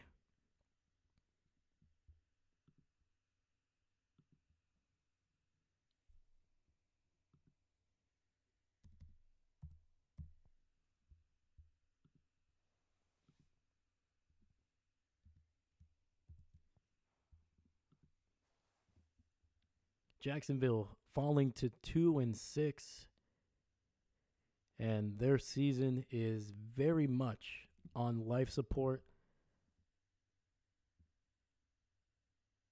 Even if they go undefeated the rest of the way, which is going to be not likely, the best they can hope for is an 11-6 record. And then when you're talking about the AFC, might be good enough to get in there, but you're definitely not going to be winning any divisions with this. I think especially with how the Colts and the Texans are playing, it's going to be tough for Jacksonville to really want to be able to get to the playoffs or even compete. Who knows? You know, they had a big turnaround last year where they looked like they were going to be easy division winners, and they come away with a tough second half. Who knows? Maybe they'll reverse their fortune and go off on a huge run. But 2-6, Doug Peterson's job is, that seat is only going to get hotter and hotter, and who knows? But talking about Green Bay, heck of a response.